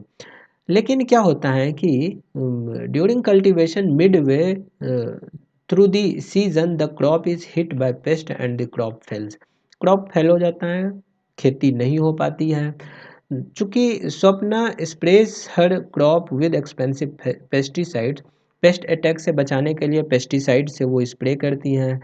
थोड़ा बहुत डिफरेंसेस वहाँ पर आता है, but she is unable to repay the money lender and the डेप्ट grows over the years into a large amount. अब क्या होता है कि वो रिपेमेंट तो नहीं कर पाती हैं।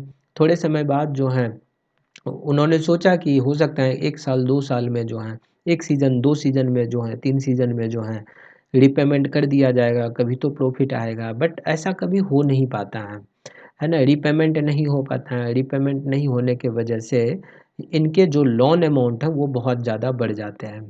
अंत में क्या होता है कि इन्हें अपने ज़मीन के थोड़े टुकड़े बेचने पड़ जाते हैं। ठीक है, अब चूँकि वो अब डेब्ट में है, अब उन्हें अपने ज़मीन का एक छोटा सा टुकड़ा उन्हें डेब्ट को रिपे करने के लिए बेचना पड़ेगा।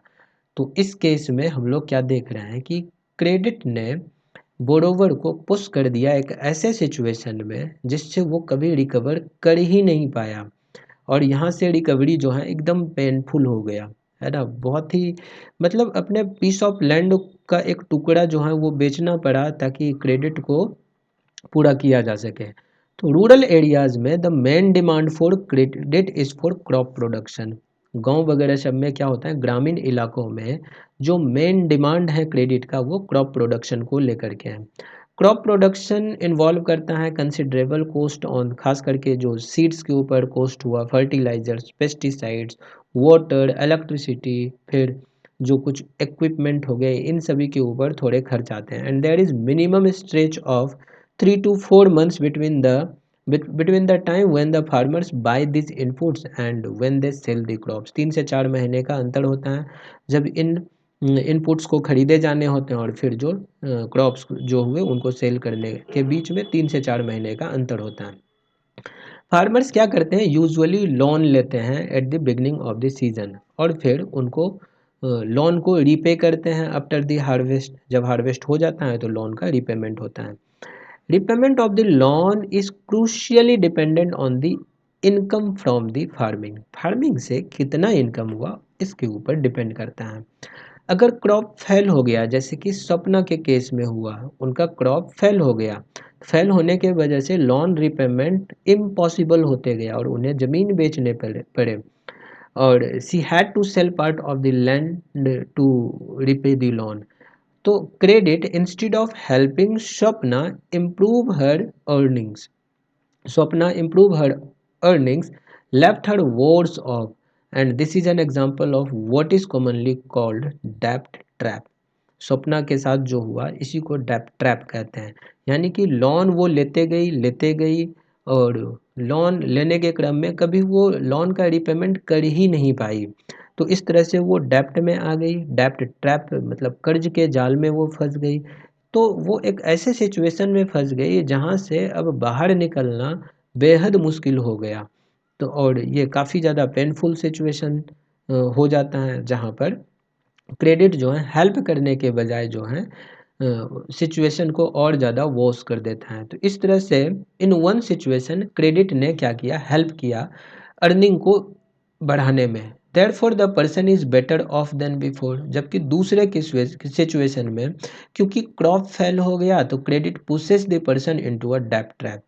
क्रेडिट ने उस पर्सन को डेब्ट ट्रैप में धकेल दिया। तो to repay her loan she has to sell a portion of her land and she is clearly much worse off than before. अब वो पहले से और ज़्यादा बुरी स्थिति में आ गई है ना। Whether credit would be useful or not therefore depends on the risk in the situation. तो क्रेडिट यूजफुल होगा या नहीं होगा ये रिस्क के ऊपर डिपेंड करता है, सिचुएशन में कितना रिस्क है। अगर रिस्क कम है तो हो सकता है कि डेप्ट में वो ना जाए, लेकिन अगर रिस्क ज़्यादा है तो इस बात की संभावना बहुत अधिक है कि वो डेप्ट में पहुंच जाएगी। तो whether there is some support in case of loss.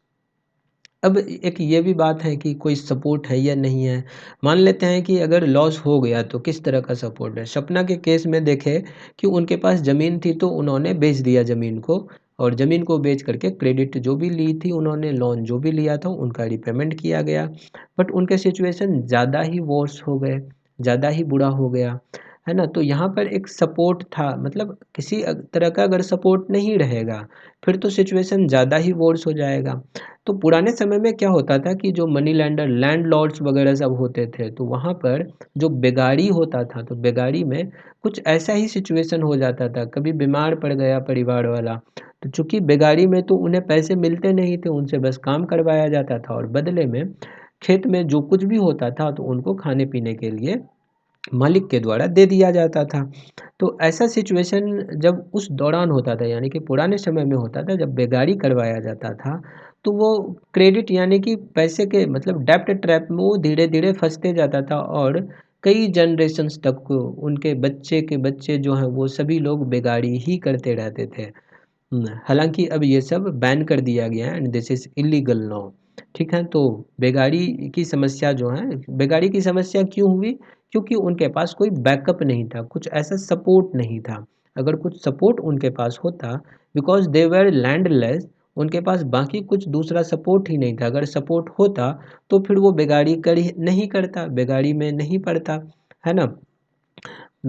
वैसे ही यहाँ पर जो है चूँकि मनी लेंडर से जो लोन लिया गया था, क्रेडिट लिया गया था, तो उन्होंने बहुत ही ज़्यादा रेट ऑफ इंटरेस्ट उन्होंने चार्ज किया होगा, निश्चित उन्होंने किया होगा, है ना? और बहुत चूँकि मनी लेंडर हैं तो उनका मोटिव प्रॉफ़िट होता है। तो ज़्यादा से ज़्यादा प्रॉफ़िट वो अर्न करने के लिए ज़्यादा से ज़्यादा उन्होंने क्या किया, रेट ऑफ इंटरेस्ट चार्ज किया सपना से, जिस वजह से वो क्रेडिट का जो क्रेडिट अमाउंट जो है वो रिपे भी नहीं कर पाए और लोन अमाउंट के साथ साथ में इंटरेस्ट अमाउंट भी वो रिपे नहीं कर पाए। तो इस तरह से लोन का सिचुएशन हम लोग देखें, जिसमें कि सिचुएशन अच्छा भी हो सकता है, बुरा भी हो सकता है, डिपेंड करता है रिस्क कैसा है, उस सिचुएशन में कितना रिस्क है। ठीक है, अब जो ये क्रेडिट लिया गया, ठीक है, तो what are the terms of credit. जैसा कि हमने अभी थोड़ी देर पहले देखा कि इधर जो बैंक है, बैंक ने बोरोवर को पैसे दिए, ठीक है, लोन के रूप में दिया,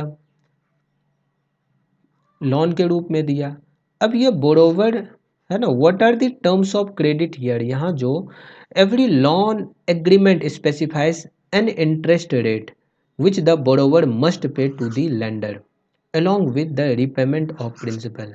अब देखो जितने भी लोन एग्रीमेंट होते हैं उस एग्रीमेंट में ये स्पेसिफाई किया जाता है कि कितना रेट ऑफ इंटरेस्ट होगा जो कि बोरोवर को पे करना है लेंडर को, और साथ में प्रिंसिपल अमाउंट भी उन्हें पे करने हैं, ये मेंशन किया जाता है उस एग्रीमेंट में।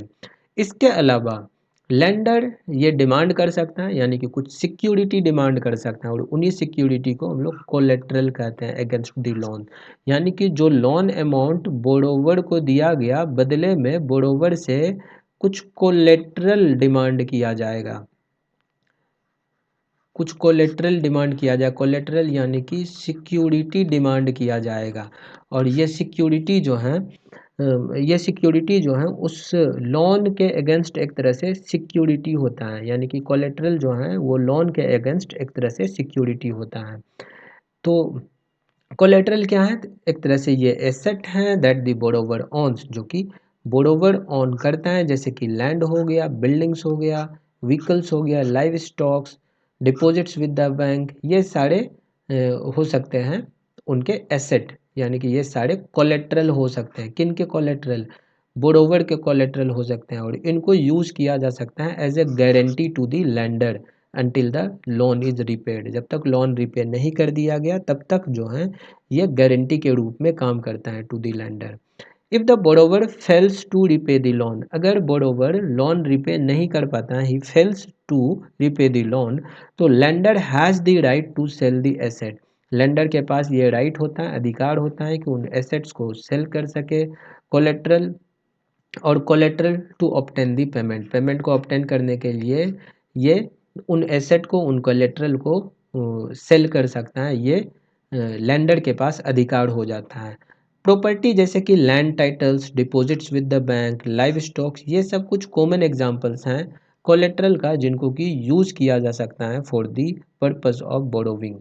तो यहाँ पर ये टर्म्स ऑफ क्रेडिट हो जाता है। तो what are terms of credit, ये एक इम्पॉर्टेंट क्वेश्चन हो जाता है। और दूसरा क्वेश्चन इस वाले टॉपिक से बनता है कि कोलेट्रल क्या है ना, किस तरह से कोलेट्रल सिक्योरिटी का काम करता है, तो ये भी आप सभी लोग समझ सकते हैं यहाँ पर। Interest rate, collaterals and documentation requirement and the mode of repayment together comprises what is called terms of credit. Interest rate हो गया, कोलेट्रल हो गया, फिर डॉक्यूमेंटेशन जो भी ज़रूरत होंगे वो सारे हो गए, और मोड ऑफ रीपेमेंट जो हो गया, ये सारा मिल करके टर्म्स ऑफ क्रेडिट को फॉर्म करता है। टर्म्स ऑफ क्रेडिट वेरी करता है substantially from one credit agreement to another. ये अलग अलग क्रेडिट एग्रीमेंट में का जो है अलग अलग क्रेडिट एग्रीमेंट में अलग अलग टर्म्स ऑफ क्रेडिट हो सकता है। ये वेरी कर सकता है depending on the nature of the lender and the borrower, lender और बोरोवर का नेचर क्या है उनके ऊपर ये डिपेंड करता है कि किस प्रकार का टर्म्स ऑफ क्रेडिट होगा, टर्म्स ऑफ क्रेडिट में क्या क्या चीज़ें होंगी। ठीक है, और तो varying credit terms in different credit arrangements, इनके बारे में वैरायटी ऑफ क्रेडिट अरेंजमेंट जो है इनके बारे में अभी हम लोग यहाँ नेक्स्ट सेक्शन में देखते हैं। यहाँ कुछ एग्जांपल्स हैं, गांव का एग्जांपल्स हैं, इनको हम लोग थोड़ा सा समझते हैं, और इनको समझने के बाद फिर हम लोग और भी कुछ चीज़ों को समझ पाएंगे। मान लेते हैं यहाँ एग्जांपल में क्या दिया, वैरायटी ऑफ क्रेडिट अरेंजमेंट।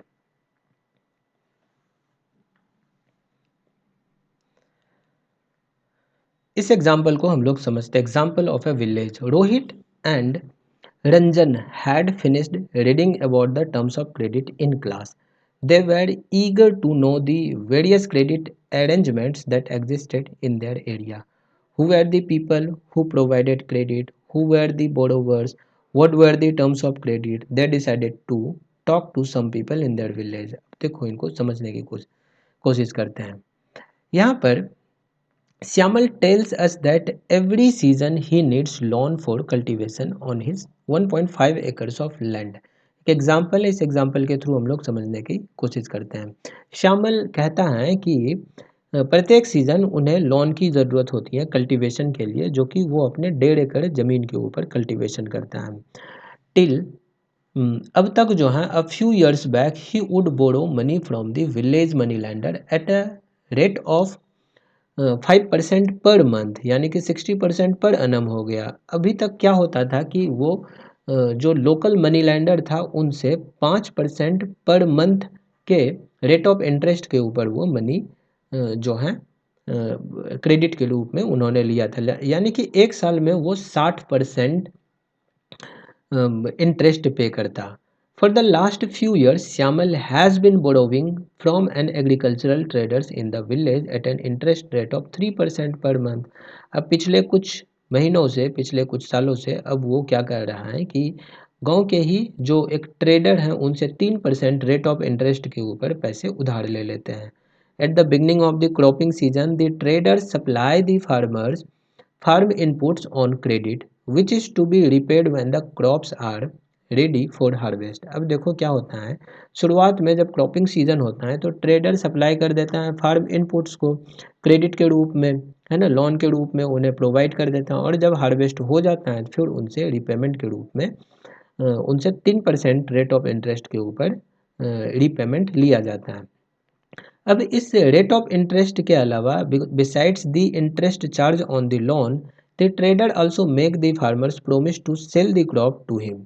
अब इसके बदले में अब क्या होता है कि क्रेडिट तो उन्हें मिलता ही है, बाकी इसके बदले में किसान ट्रेडर से प्रोमिस करता है कि जब उनके क्रॉप हो जाएंगे तो इन क्रॉप को उन्हें ही बेचा जाएगा। इस तरह से trader can ensure that the money is repaid promptly. इस तरह से ट्रेडर ये इंश्योर करता है कि मनी जो है वो समय पे पेमेंट हो जाता है, हो जाएगा। और चूँकि crop since the crop prices are low after the harvest, the trader is able to make a profit from buying the crop at a low price when the farmer and then selling it later when the prices has risen. इस तरह से यहाँ पर काम कर रहा है। अब देखो एक सिचुएशन लेते हैं। We next met Arun. फिर उसके बाद अरुण से मुलाकात होती है। Who is supervising the work of one farm laborers. Arun has 7 acres of land. He is one of the few persons in Sonpur to receive loan, bank loan for cultivation. अब जो ये अरुण है इन्हें बैंक से loan मिल जाता है। इन्हें loan मिल जाता है 8.5% पर अनम के हिसाब से, and can be repaid any time in the next 3 year. और अगले 3 साल में किसी भी समय जो है ये पैसे पेमेंट कर सकता है। अरुण प्लान करता है to repay the loan after harvest by selling a part of the crop.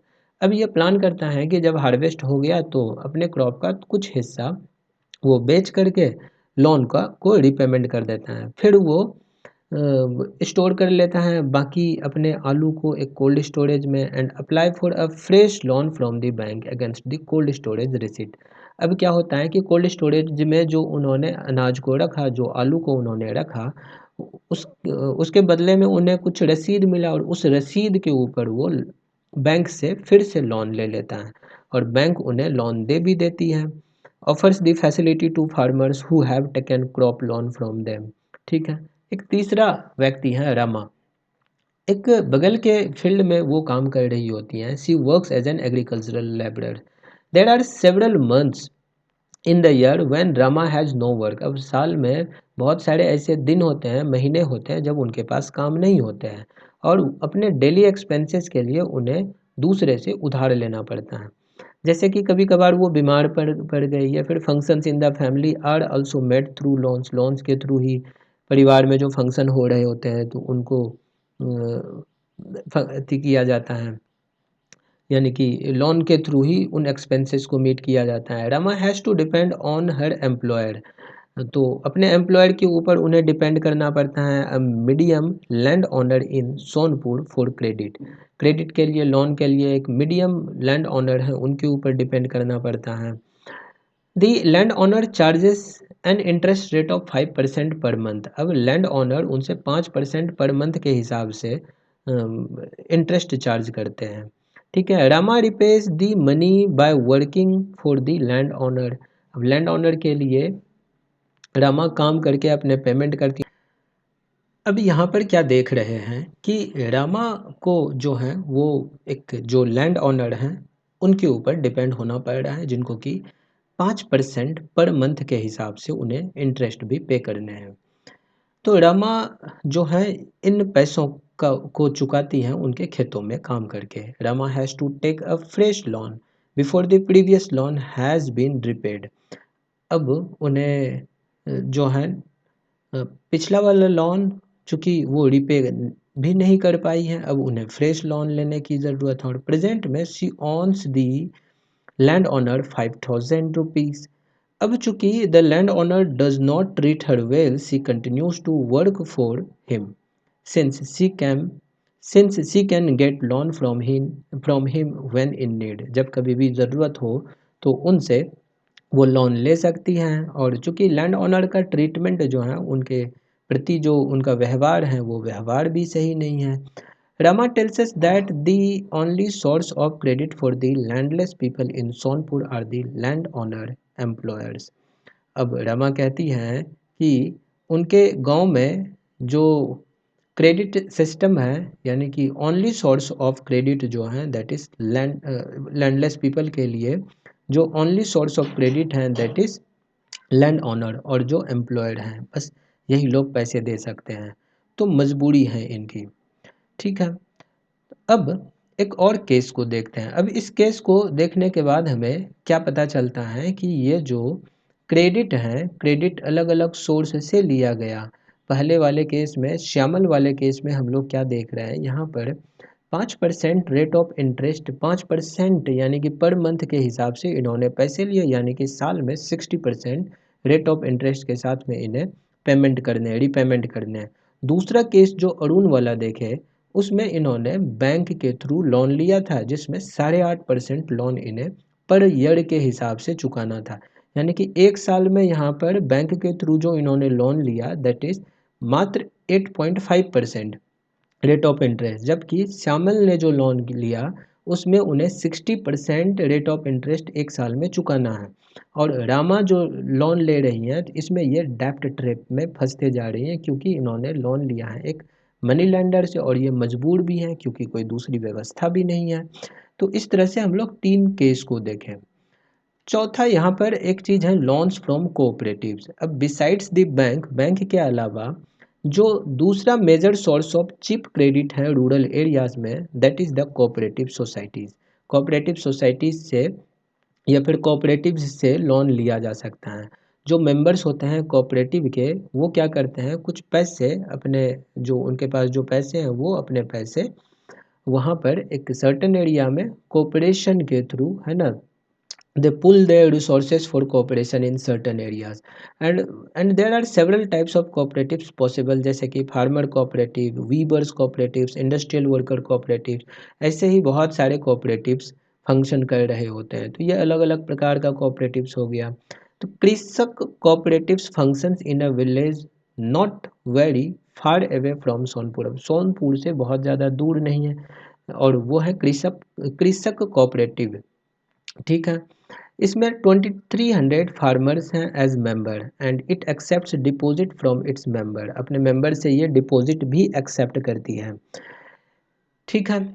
With this deposits as, अब इन्हीं डिपॉजिट्स को कोलेट्रल के रूप में इस्तेमाल करके the cooperative has obtained a large loan from the bank. Cooperative ने बहुत सारा लोन जो है बैंक से इन्होंने लिया, यानी कि इन्हीं डिपॉजिट्स को यूज़ करके क्या करती हैं, ये डिपॉजिट्स कोलेट्रल हो गया और इनको कोलेट्रल के रूप में यूज़ करके बैंक से वो लोन लेती हैं।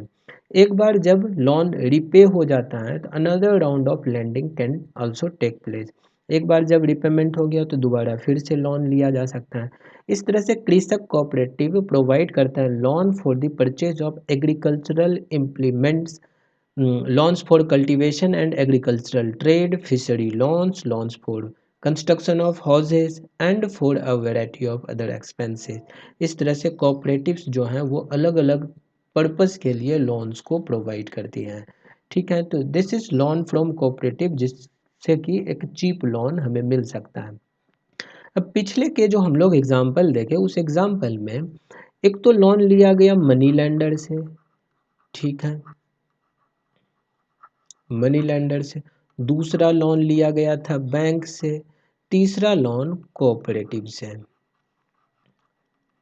ठीक है, अब इन चीज़ों को ध्यान में रख करके हम लोग यहाँ पर देखते हैं कि मनी लेंडर से जो लोन लिया, यहाँ पर रेट ऑफ इंटरेस्ट काफ़ी हाई था, जबकि इन दोनों सोर्सेस में जो लोन लिया गया उसमें रेट ऑफ इंटरेस्ट बहुत ज़्यादा हाई नहीं था, लो था। ठीक है, तो formal sector credit in India, अगर इस वाले ग्राफ को हम लोग देखें तो इस ग्राफ से हमें ये समझ में आता है कि ये जो कॉमर्शियल बैंक्स हैं, कॉमर्शियल बैंक्स 51% क्रेडिट प्रोवाइड करती हैं रूरल इंडिया में। 2019 का ये डेटा है। तो साथियों, अब आता है formal sector credit in India. इसको देखने से पहले सबसे पहले हम लोग इस ग्राफ को देखते हैं। ये जो बार ग्राफ दिया हुआ है, इस बार ग्राफ में हमें वेरियस सोर्सेज से रूरल इंडिया में जो क्रेडिट लिया जाता है, यानी कि लोन लिया जाता है, जो उधार लिया जाता है, उसके बारे में एक डेटा दिया हुआ है। इस डेटा के अनुसार, ये 2019 का डेटा है, इस डेटा के अनुसार 2019 में कॉमर्शियल बैंक्स से 51% क्रेडिट लिया जा रहा था। वहीं दूसरे तरफ मनी लेंडर से 23% क्रेडिट लिया जा रहा था, लैंडलॉर्ड से 1%, बाकी दूसरे फॉर्मल एजेंसीज से 5%, कोऑपरेटिव बैंक्स और कोऑपरेटिव सोसाइटीज से 10%, और दोस्त और रिश्तेदार से 7% क्रेडिट, जबकि दूसरे तरफ अदर इनफॉर्मल एजेंसीज से 3% क्रेडिट लिया जा रहा था। ये ऑफिशियल डेटा है।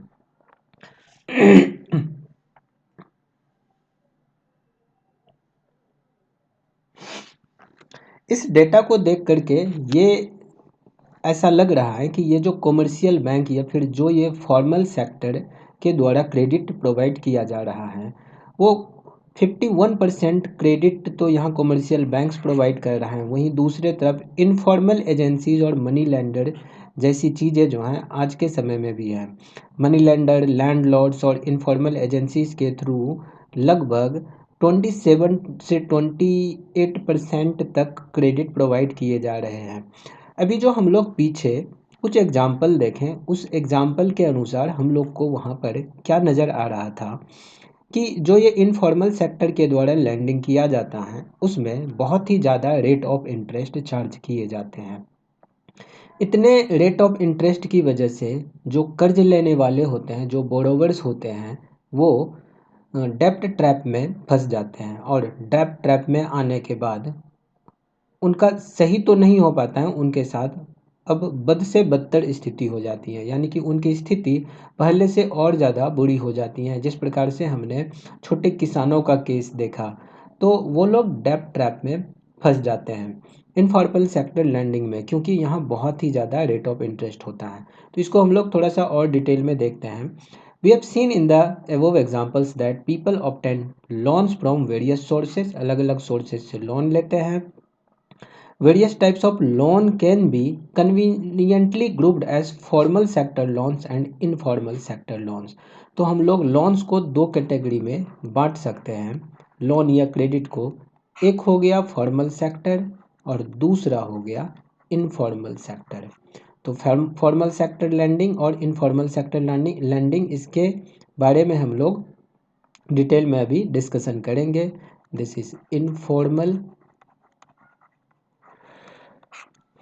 तो among the farmer are loans from farmer, यानी कि ये जो फॉर्मल सेक्टर लोन्स हैं इसमें क्या सब आ जाता है, loans from banks and cooperatives.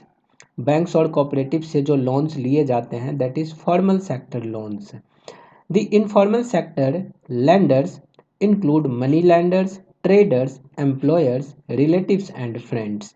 ये सारे जो होते हैं यानी कि फ्रेंड्स एंड रिलेटिव्स हो गए, मनी लेंडर्स हो गए, लैंड लॉर्ड्स हो गए। यहाँ से जब हम क्रेडिट लेते हैं, यहाँ से जब हम लोग लोन लेते हैं, that is informal sector loans. तो इस ग्राफ में हम लोग इनके बारे में देख लिए। You can see the various sources of credit to rural household in India. Is more credit coming from the formal sector or the informal sector? अब यहाँ पर सवाल ये उठता है कि ज़्यादा से ज़्यादा जो क्रेडिट आ रहा है वो क्रेडिट कहाँ से आ रहा है, फॉर्मल सेक्टर से आ रहा है या इनफॉर्मल सेक्टर से आ रहा है।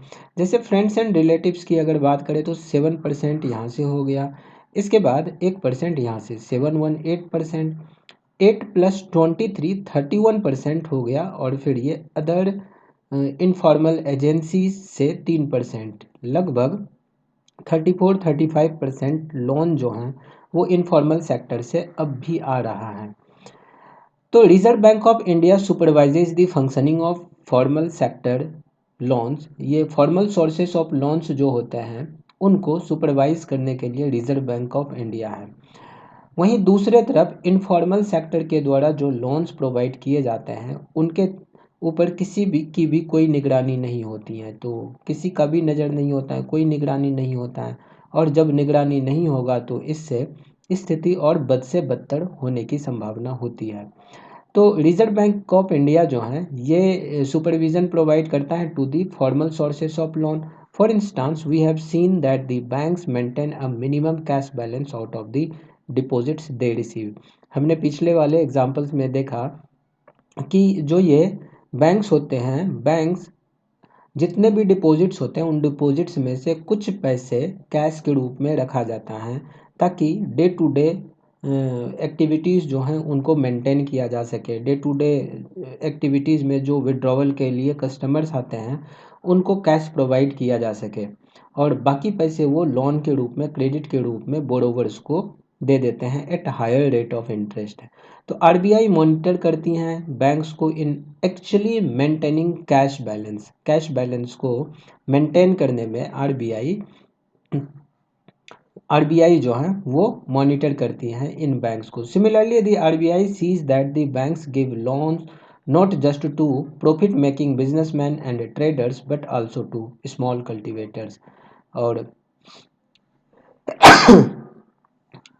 आरबीआई जो है वो लोन प्रोवाइड करता है सिर्फ बैंक को, ये देखती हैं कि ये जो बैंक्स लोन देती है नॉट जस्ट टू सिर्फ प्रॉफिट मेकिंग बिजनेसमैन या ट्रेडर्स को ही सिर्फ लोन नहीं देती है, but also to small cultivators, छोटे कल्टिवेटर्स को, छोटे इंडस्ट्रीज़ को, स्मॉल स्केल इंडस्ट्रीज़, छोटे बोरोवर्स को भी लोन प्रोवाइड करती हैं। पेरियोडिकली बैंक्स को इंफॉर्मेशन सबमिट करने होते हैं आरबीआई को कि कितने पैसे उन लोगों ने लेंड किए, यानी कि उधार के रूप में, लोन के रूप में प्रोवाइड किया, और किनको दिया उन्होंने लोन, कितने रेट ऑफ इंटरेस्ट पर ये लोन प्रोवाइड किया गया। There is no organisation which supervises the credit activities of lenders in the informal sector. Informal sectors में जो लैंडर्स हैं उनकी एक्टिविटीज़ को सुपरवाइज करने के लिए कोई भी ऑर्गेनाइजेशन नहीं है। वो लोग लेंड कर सकते हैं किसी भी इंटरेस्ट रेट के ऊपर, और कितना भी अमाउंट वो लेंड कर सकते हैं, और जिनको चाहे उनको वो लेंड कर सकते हैं। कोई भी उन्हें स्टॉप करने के लिए नहीं है, रोकने के लिए नहीं है। From using unfair means to get their money back, अपने पैसे वापस लेने के लिए वो लोग बद से बदतर स्थिति में भी पहुंच सकते हैं, यानी कि बुरा से बुरा करने को भी तैयार हो जाते हैं अपने पैसे वापस लेने के लिए। ये इनफॉर्मल सेक्टर्स में हो सकता है, इनफॉर्मल सेक्टर लैंडिंग की ये खासियत है। Compared to the formal sectors, most of the informal lenders charge a much higher interest on loans. Formal sectors के कंपैरिजन में इनफॉर्मल सेक्टर्स के जो लैंडर्स होते हैं वो ज़्यादा रेट ऑफ इंटरेस्ट चार्ज करती हैं लोन्स के ऊपर, इसीलिए जो कॉस्ट टू द बोरोवर है इनफॉर्मल लोन्स में वो बहुत ही ज़्यादा हो जाता है। हायर कॉस्ट ऑफ बोरोविंग का मतलब हो गया कि लार्जर पार्ट ऑफ अर्निंग जो है वो बोरोवर्स का लोन को रिपे करने में चले जाता है, और इसलिए borrowers have less income left for themselves. Borrowers के पास कम पैसे बचते हैं उनके पास एज ए सेविंग, और in certain cases rate of interest borrowing का इतना ज़्यादा होता है कि वो उनसे उतनी अर्निंग भी नहीं हो पाती हैं। तो high rate high interest rate for borrowings can also mean that the amount to be repaid is greater than the income of the borrower। borrower का जितना इनकम हुआ, जितना उन्होंने कमाया, उससे ज़्यादा उन्हें रीपे करने होते हैं। And this could lead to increasing डेप्ट। यहाँ पर जैसे रामा वाला केस हमने देखा था, तो उस केस में हमने क्या देखा कि उनके ऊपर कर्ज ज़्यादा से ज़्यादा बढ़ते ही जाते हैं, और जब रेपिटेटिवली उनके ऊपर कर्ज बढ़ेगा तो वो डेप्ट ट्रैप में फंस जाएगा। और उसी प्रकार से people who might wish to start an enterprise by borrowing may not do so because of the high cost of borrowing. Informal sector lending में हाई कॉस्ट ऑफ बोरोविंग होने की वजह से कोई भी इंटरप्राइज जो है उन्हें बहुत ही ज़्यादा फ़ायदा होने की संभावना नहीं रहती है। ज़्यादा से ज़्यादा संभावना, ज़्यादा से ज़्यादा रिस्क होता है कि वो डेप्ट ट्रैप में आ जाएगा। इन्हीं सब रीजंस के वजह से बैंक्स और कोऑपरेटिव सोसाइटीज़ को ज़्यादा से ज़्यादा लैंड करने चाहिए, ज़्यादा से ज़्यादा पैसे लोन के रूप में प्रोवाइड करने चाहिए to the lowest section of the society. And इससे क्या होगा, this would lead to higher incomes and many people could then borrow cheaply for a variety of needs. अपने कई ज़रूरतों को पूरा करने के लिए जो है लोग फिर उधार जो है वो ले सकते हैं, लोन्स के रूप में ले सकते हैं। अगर फॉर्मल सेक्टर और कम रेट ऑफ इंटरेस्ट पर ले सकते हैं, वो अपने छोटे छोटे बिजनेसेस को शुरू कर सकते हैं, स्मॉल स्केल इंडस्ट्रीज सेटअप किए जा सकते हैं। तो इस तरह से अगर फॉर्मल सेक्टर लैंडिंग होती हैं, वो भी कम रेट ऑफ इंटरेस्ट के ऊपर, they could grow they could grow as well. तो छोटे या गरीब लोग जो हैं, या फिर छोटे किसान जो हैं, छोटे बिजनेसमैन जो हैं, या स्मॉल स्केल इंडस्ट्रियलिस्ट लोग जो हैं, they could also grow, they could setup new industries और ट्रेड इन गुड्स। तो इस तरह से हम लोग कह सकते हैं कि चीप और अफोर्डेबल क्रेडिट काफ़ी ज़्यादा क्रूशियल होता है फॉर द कंट्रीज डेवलपमेंट।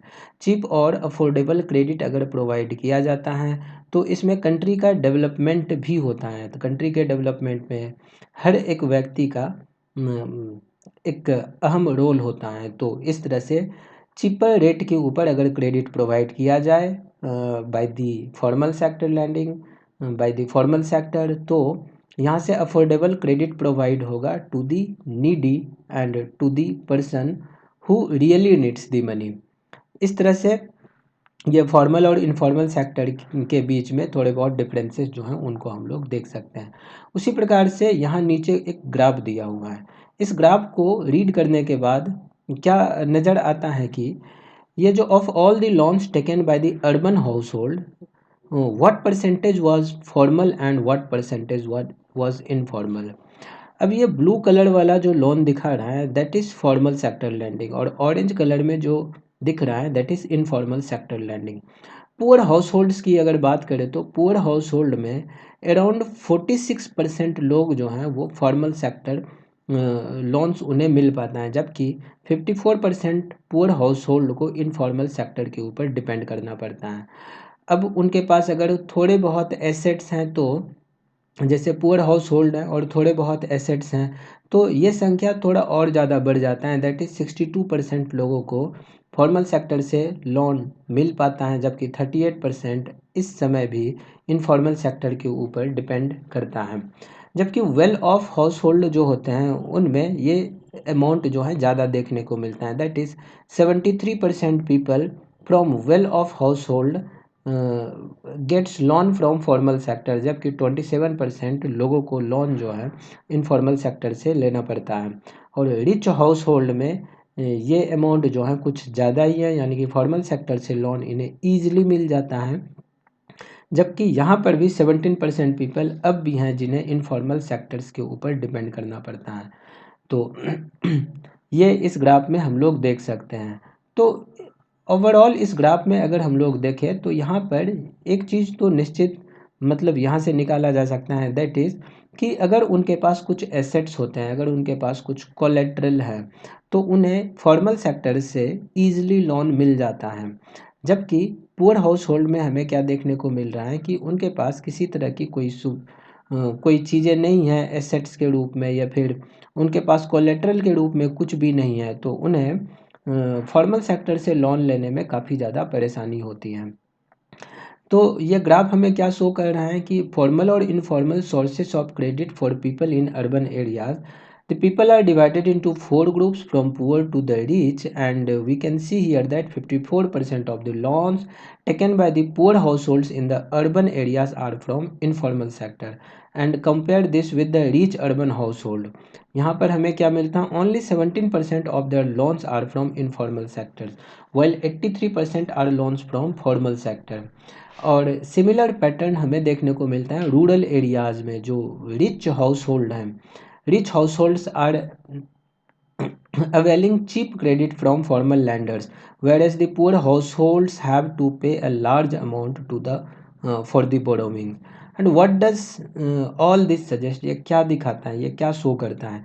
ये शो करता है कि जो फॉर्मल सेक्टर है that still meets only about half of the total credit needs of the rural people, and the remaining credits are met from informal sectors. जो informal sectors हैं उनसे remaining credit जो है, रिमेनिंग लोन्स जो हैं वो ले रहे होते हैं। तो most loans from informal lenders carry a very high rate of interest and do little to increase the income of the borrowers. अब जो मोस्ट ऑफ द लोन्स होते हैं इनफॉर्मल सेक्टर्स में, वहाँ पर रेट ऑफ इंटरेस्ट काफ़ी ज़्यादा high होने की वजह से वहाँ इनकम इंक्रीज नहीं हो पाते हैं बोरोवर्स के, या फिर उन्हें कम प्रॉफिट होता है या फिर ना के बराबर प्रॉफिट होता है। तो इसीलिए it is necessary that banks and cooperatives increase their lending particularly in the rural areas। Bank और जो cooperatives हैं उन्हें अपने lendings को बढ़ाने होंगे खास करके रूरल एरियाज़ में, ताकि so that the dependence on informal sources of credit reduces, ताकि इनफॉर्मल सोर्सेस ऑफ क्रेडिट के ऊपर जो डिपेंडेंसी हैं उनको रिड्यूस किया जा सके। दूसरा और क्या यहाँ से हम लोग कंक्लूड कर सकते हैं कि जबकि एक तरफ फॉर्मल सेक्टर लोन्स को एक्सपेंड किए जाने की ज़रूरत है, दूसरे तरफ it is also necessary that everyone receives this loan, प्रत्येक व्यक्ति को ये लोन मिल सके, ये भी हमें इंश्योर करना पड़ेगा। प्रेजेंट में it is the richer household who receives formal credit. जो रिचर हाउस होल्ड हैं उन्हें फॉर्मल क्रेडिट ईजिली मिल जाता है, जबकि जो पुअर हाउस होल्ड हैं they have to depend on the formal sources for the credit, and it is important that the formal credit is distributed more equally. Formal credit जो है वो ज़्यादा equally distributed होता है, so that the poor can benefit from the cheaper loans, ताकि गरीबों को भी मदद मिल सके फ्रॉम द चीपर लोन, गरीबों को भी सहायता मिल सके चीपर लोन से, चीपर क्रेडिट से। तो ये है हमारा फॉर्मल सेक्टर और इनफॉर्मल सेक्टर, और उससे हम लोग क्या कंक्लूड कर सकते हैं। तो आई होप ये वाला टॉपिक आप सभी लोगों को समझ में आ गया होगा। नेक्स्ट हम लोग चलते हैं self help groups for the poor. अब देखो पिछले वाले सेक्शन में जो अभी हम लोग देखे वो ये था कि poor household are still dependent on informal sources of credit. Informal sources of credit के ऊपर अभी भी poor sections, poor household जो हैं वो लोग डिपेंड कर रहा है। ऐसा क्यों है, क्या कारण है इसके पीछे? तो इसके पीछे एक कारण ये है कि बैंक्स हर जगह अवेलेबल नहीं है। Banks are not present everywhere in rural India. जो ग्रामीण इलाके हैं भारत के वहाँ पर बैंक्स प्रेजेंट नहीं हैं, और अगर वो प्रेजेंट है भी तो getting a loan from a bank is much more difficult than taking a loan from informal sources. अब अगर ऐसा हम लोग देखें कि अगर बैंक्स अवेलेबल भी हैं तो बैंक से लोन लेना उनके लिए काफ़ी डिफ़िकल्ट टास्क हो जाता है, और इनफॉर्मल सोर्सेज से लोन लेना बहुत ही आसान होता है। जैसा कि हम लोग मेघा वाले केस में देखे कि bank loan requires proper documentation and collateral. Banks में जो है वो प्रॉपर डॉक्यूमेंटेशन की ज़रूरत होती है, प्रॉपर डॉक्यूमेंट्स की ज़रूरत होती हैं, कोलेटरल्स की ज़रूरत होती है, यानी कि सिक्योरिटी की ज़रूरत होती है। और कोलेटरल के अभाव में, in the absence of collateral is one of the major reasons which prevents the poor from getting bank loans। collateral के अभाव में वो लोग बैंक से लोन नहीं ले पाते हैं। इनफॉर्मल लैंडर्स जैसे कि मनी लैंडर्स हो गया, on the other hand know the borrowers personally and hence are open willing to give a loan without collaterals. Informal lenders में क्या होता है कि चूँकि मनी लैंडर्स वैसे भी मसल पावर उनके पास होते हैं, तो वो किसी न किसी तरह जो है बिना कोलेट्रल के भी अगर उन्हें लोन दे भी देते हैं तो उनसे वापस पैसे लेने में वो अपने मसल पावर के दम पर वापस पैसे लेने का वो पावर रखता है। तो इसलिए यहाँ पर एक तो कोलेट्रल की ज़रूरत नहीं होती है, दूसरा यहाँ जो है मनी लेंडर्स ईजिली दे देते हैं और हाई रेट ऑफ इंटरेस्ट पर बोरोवर्स को पैसे दे देते हैं। और एक तो ये भी होता है कि मनी लेंडर्स पर्सनली जो है बोरोवर को जान रहा होता है पहले से, तो इसीलिए उन्हें ईजिली लोन भी मिल जाता है बिना किसी कोलेट्रल का। लेकिन दिक्कत यहाँ पर यह है कि बहुत सारे रेट ऑफ इंटरेस्ट यहाँ पर पे करने पड़ते हैं बोरोवर को। और the borrowers can approach the money lenders even without repaying their earlier loans। और बिना प्रीवियस पैसे दिए यानी कि अर्लियर लोन्स जो थे उनको बिना चुकाए जो है दोबारा मनी लेंडर्स के पास पहुंचा जा सकता है और ईजिली पहुंचा जा सकता है।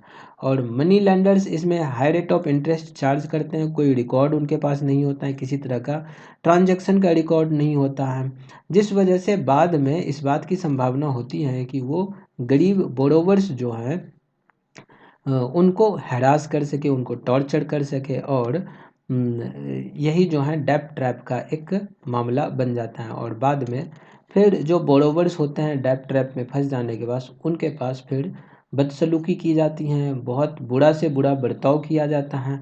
और इवन कि उनके पास अगर किसी तरह का कोई एसेट होता है तो ज़बरदस्ती उनके ऊपर कब्ज़ा कर लिया जाता है। तो इस तरह की चीज़ें हो रही होती हैं। तो बहुत सारे इनफॉर्मल सेक्टर्स में बहुत सारी इनसिक्योरिटीज़ भी हैं। लोन्स ईज़िली मिल जाते हैं लेकिन इनसिक्योरिटीज़ बहुत हैं। तो इसीलिए in recent years people have tried out some newer ways of providing loans to the poor. पिछले कुछ वर्षों में people have tried out some कुछ नए तरीक़ों को निकाला गया है और providing loans to the poor. अब जैसे the idea is to organise, सबसे पहले तो यहाँ पर एक ये आइडिया है कि रूरल पुअर जो हैं उनको एक जगह इकट्ठा किया जाए, खास करके महिलाओं को, into small self help group जिनको कि SHG कहते हैं। फिर वो लोग क्या करते हैं, दे पुल और कलेक्ट देयर सेविंग्स, अपने सेविंग्स को वो लोग कलेक्ट करते हैं। एक टिपिकल SHG होता है जो उसमें 15 से 20 मेंबर्स होते हैं, usually belong to one neighbourhood who meet and save regularly. प्रायः रेगुलरली जो है वो लोग इकट्ठा होते हैं, मीटिंग करते हैं और अपने सेविंग में से 10 रुपया, 20 रुपया, 50 रुपया, 100 रुपया, इस हिसाब से मतलब वेरिंग अमाउंट में जो है अपने सेविंग्स पर मेंबर के हिसाब से वहाँ पर वो सेव करते हैं, depending on the ability of the poor. ठीक है, तो इस तरह से यहाँ पर ये सेव करते हैं। और members can take small loans from the group itself. अब उस ग्रुप से जो उस ग्रुप के मेंबर हैं वो उस ग्रुप से एक छोटा सा लोन भी ले सकता है। और फिर अगर छोटा सा लोन उस ग्रुप से ही मिल गया, जिसमें कि स्मॉल अमाउंट ही सही लेकिन स्मॉल अमाउंट में ही अगर लोन मिल गया, तो इससे उन्हें एक फ़ायदा तो ये हो जाता है कि इंस्टेंट में अगर किसी तरह की कोई ज़रूरत है तो वो पूरा हो जाता है। बाकी इनफॉर्मल सेक्टर लैंडिंग जो होती हैं जिसमें कि मनी लेंडर्स बहुत ही ज़्यादा रेट ऑफ इंटरेस्ट चार्ज करता है, तो उससे इन्हें छुटकारा मिल गया। चूँकि यहाँ जो ग्रुप है वो तो अपना ग्रुप है, तो यहाँ पर जो रेट ऑफ इंटरेस्ट होता है बहुत ही कम रेट ऑफ इंटरेस्ट होता है, 10-12%, 15%, 20%, मतलब बहुत ही कम रेट ऑफ इंटरेस्ट होता है, जिस वजह से इनकी सेविंग फिर ज़्यादा इंक्रीज़ होने की संभावना होती है। आफ्टर अ ईयर और two if the group is regular in saving it becomes eligible for availing loan from the bank. अब देखो क्या होता है कि 1-2 साल ग्रुप चलने के बाद जब ग्रुप के पास ठीक ठाक सेविंग हो जाती है और रेगुलर हो जाता है, तो इनके पास इतने पैसे हो जाते हैं कि उनको कोलेट्रल के रूप में इस्तेमाल करके बैंक से लोन लिया जा सकता है। लोन सैंक्शन किया जाता है in the name of group, group के नाम पर लोन सैंक्शन होता है। And is mean to create self employment, और यहाँ से मतलब self employment opportunities for the members के लिए सेल्फ एम्प्लॉयमेंट अपॉर्चुनिटीज़ प्रोवाइड करने के लिए ये लोन सैंक्शन किए जाते हैं। For example, small loan are provided to the members for releasing mortgage land, for meeting working capital needs, जैसे सीड्स बाय करना, फर्टिलाइज़र बाय करना, रॉ मटेरियल्स हो गया, क्लोथ्स हो गया, तो इन्हीं सब चीज़ों को बाय करना। एक तरह से हम लोग ये कह सकते हैं कि ये जो स्मॉल ग्रुप थे, इन स्मॉल ग्रुप ने सबसे पहले क्या किया, अपने जो सेविंग्स हैं उन सेविंग्स को उन्होंने करना शुरू किया। 15, 20, 50, 100 जिसके पास जैसा होता है उस हिसाब से यहाँ पर सेविंग करना इन्होंने शुरू किया। 1-2 साल हो जाने के बाद जब इनके पास ठीक ठाक सेविंग हो जाती हैं, तो उस सेविंग को कोलेटरल के रूप में यूज़ करके बैंक से लोन लिया जाता है और बैंक उन्हें लोन प्रोवाइड करती हैं फॉर वेरियस पर्पस। और जो उनका पर्पस होता है लोन देने का, that is self employment opportunities provide करना। और इसमें जो most of the important decisions regarding the savings and loan activities are taken by the group member के द्वारा ही लोन एक्टिविटीज़ या सेविंग के रिगार्डिंग डिसीजंस लिए जाते हैं। किसी बाहर के व्यक्ति का इंटरफेरेंस इसमें नहीं होता है। ग्रुप यहाँ पर डिसाइड करती हैं लोन्स के बारे में, कितना रेट ऑफ इंटरेस्ट होगा, पर्पस क्या होगा लोन का, कितना अमाउंट होगा, कितना इंटरेस्ट चार्ज किया जाएगा, रीपेमेंट शेड्यूल क्या होगा। इन सभी चीज़ों को डिसाइड करने वाले ग्रुप के मेंबर ही होते हैं। ये ग्रुप ही होता है जो रिस्पॉन्सिबल होता है for the repayment of the loan, जो कि बैंक के द्वारा, यानी कि मेंबर्स ने जो लोन लिया था बैंक से, तो उनके रिपेमेंट के लिए ग्रुप ही रिस्पॉन्सिबल होता है। और any case of non repayment of loan by any one member is followed up seriously by the other members in the group. अगर कोई भी इसमें लोन, अगर जो जो रिपेमेंट होता है लोन का, अगर वो प्रोवाइड नहीं हो पाता है, तो इनको सीरियसली लिया जाता है। और इसी फीचर्स के वजह से banks are willing to lend to the poor women when organised in self help group. इसी फीचर्स के वजह से जब सेल्फ हेल्प ग्रुप में महिलाएं लोग, पुअर महिलाएं लोग ऑर्गेनाइज होती हैं, तो उन्हें बैंक लोन देने के इच्छुक होती हैं, even though they have no collateral as such. तो इस तरह से सेल्फ हेल्प ग्रुप जो है वो बोरोवर्स को एक तरह से प्रोवाइड करता है कि उनके पास जो लैक ऑफ कोलेटरल के वजह से फॉर्मल लोन्स नहीं मिल पा रहा था, तो इस वाले प्रॉब्लम को ये ओवरकम करता है और ये टाइमली लोन्स ले सकते हैं for a variety of purpose and at a reasonable rate of interest. और इसके साथ साथ सेल्फ हेल्प ग्रुप जो हैं, they are the building blocks of the organisation of the rural poor. Not only does it help women to become financially self-reliant, the regular meetings of the group provides a platform to discuss उन्हें एक platform भी provide हो जाता है discuss करने के लिए, act on a variety of social issues के ऊपर वो बातचीत कर सकते हैं, जैसे हेल्थ हो गया, न्यूट्रिशन हो गया, डोमेस्टिक वायलेंस हो गया, और भी बहुत सारे मुद्दे होते हैं जो गांव समाज में होते रहते हैं, तो इनके ऊपर वो बातचीत भी कर सकते हैं। एक रेगुलर मीटअप भी हो गया। तो इस तरह से जो है ये सेल्फ हेल्प ग्रुप काम करता है। अब देखो बांग्लादेश में ग्रामीण बैंक किस तरह से काम करता है।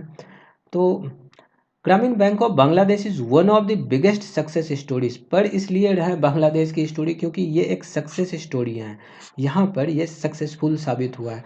हालांकि इंडिया में भी बहुत सारे कोऑपरेटिव बैंक्स हैं जो कि सक्सेसफुल हुआ है, एंड आज के समय में ये काफ़ी बड़े बैंक हो गए हैं कोऑपरेटिव्स बैंक जो हैं, ग्रामीण बैंक, या फिर जैसे बिहार ग्रामीण बैंक हैं। तो एक सक्सेसफुल मिशन है, सक्सेसफुल बैंक हैं, सक्सेसफुल कोऑपरेटिव सोसाइटीज़ भी हैं अपने यहाँ पे। जैसे अमूल जो हो गया, तो अमूल भी जो है एक कोऑपरेटिव सोसाइटी ही है। तो कोऑपरेटिव्स ही आज के समय में एक बहुत बड़ी कंपनी बन चुकी है। तो ग्रामीण बैंक जो बांग्लादेश हैं का है, वो भी एक मतलब बहुत ही बड़ा सक्सेस स्टोरीज़ हैं in reaching the poor to meet their credit needs at reasonable rates. 1970 के दशक में ये एक छोटा सा प्रोजेक्ट शुरू किया गया था। Grameen Bank in 2018 had over 9 million members in about 81,600 villages spread across Bangladesh. Almost all of the borrowers are women. इसमें सारे बोरोवर्स वुमेन हैं जो कि poorest section of the society से बिलोंग करती हैं, and this borrowers have proved that not only are poor women reliable borrowers but that they can start and run a variety of small income generating activities successfully। और उसी प्रकार से हम लोग ये कह सकते हैं कि अपने बिहार में जीविका जो है वो चल रहा है। ये भी एक तरह से कोऑपरेटिव ही हैं और इसमें भी जो है छोटे छोटे लोन्स प्रोवाइड किए जाते हैं। सेल्फ हेल्प ग्रुप हैं, छोटे छोटे ग्रुप्स हैं और ये ग्रुप जो हैं लोन वगैरह सबकी एक्टिविटीज़ होती हैं इसमें, और यहाँ पर भी फाइनेंशियल इंक्लूजन हमें देखने को मिलता है। तो Jeevika in Bihar is also a great success. तो इन्होंने भी काफ़ी ज़्यादा सक्सेस हासिल किया है। बिहार गवर्नमेंट के द्वारा अब इन्हें हेल्प भी प्रोवाइड किया जा रहा है और तरह तरह की एक्टिविटीज़ में जीविका दीदियाँ जो हैं वो आज के समय में इन्वॉल्व है। तो Jeevika is also one of the best example of success in financial inclusion, जहाँ गरीब महिलाओं का जो है फाइनेंशियल इंक्लूजन हुआ है, वो लोग भी अब फॉर्मल क्रेडिट में हिस्सा ले पा रही हैं। तो इस तरह से हमारा ये जो चैप्टर है, chapter number 3 money and credit, ये समाप्त होता है। यहाँ पर कुछ इंपॉर्टेंट क्वेश्चंस हैं, इन क्वेश्चंस को आप सभी लोग ट्राई कर सकते हैं। और ये चूँकि एनसीईआरटी के क्वेश्चंस हैं तो काफ़ी ज़्यादा इम्पोर्टेंट भी हैं। और यहाँ पर एक क्वेश्चन दिया, what is the basic idea behind the self help group for the poor. अपने शब्दों में इनको एक्सप्लेन करना है। अभी जस्ट हम लोग देखें, why do we need to expand formal sources of credit in India. तो इसमें फॉर्मल सोर्सेस ऑफ क्रेडिट को हमें भारत में क्यों बढ़ावा देना चाहिए, एक्सपेंड क्यों करना चाहिए, इनका जवाब लिखिए। आई होप समझ में आ गया होगा फॉर्मल क्रेडिट्स की आवश्यकता क्यों है। तो इन्हीं का जवाब लिखना है। What are the reasons why the banks might not be willing to lend to the certain borrowers. तो क्या कारण हो सकता है, तो लैक ऑफ कोलेट्रल हो सकता है और भी कई कारण हो सकते हैं। In what ways does the Reserve bank of India supervise the functioning of the bank, why is this necessary. तो आप लोग इनका जवाब दे सकते हैं, ऑलरेडी हम लोग देख लिए इसको। Analyse the role of credit for development, credit का क्या रोल है डेवलपमेंट में। क्रेडिट यानी कि लोन का क्या रोल है डेवलपमेंट में, you can answer it. How do banks mediate between those who have surplus money and those who need money, यानी कि बोरोवर और डिपॉजिटर के बीच में किस तरह से बैंक मीडिएट करता है, इसके बारे में हम लोग ऑलरेडी पढ़ चुके हैं। And you can answer all this questions. How does money solve the problem of double coincidence of wants. Barter system में डबल कोइंसिडेंस ऑफ वांट्स होता है, तो इस प्रॉब्लम को मनी कैसे सॉल्व करता है, एक एग्जांपल के थ्रू आप लोग इनको एक्सप्लेन करेंगे। And we have already learned this. तो इसी प्रकार से ये हमारा चैप्टर जो है यहाँ पर समाप्त होता है। एंड नेक्स्ट जो है अगले चैप्टर को हम लोग देखेंगे। तो साथियों, आज के लिए इस लेक्चर में इतना ही। मिलते हैं हम लोग अगले वीडियो में एक नए चैप्टर के साथ में। आज के लिए इस वीडियो में इतना ही। नमस्कार, जय हिंद।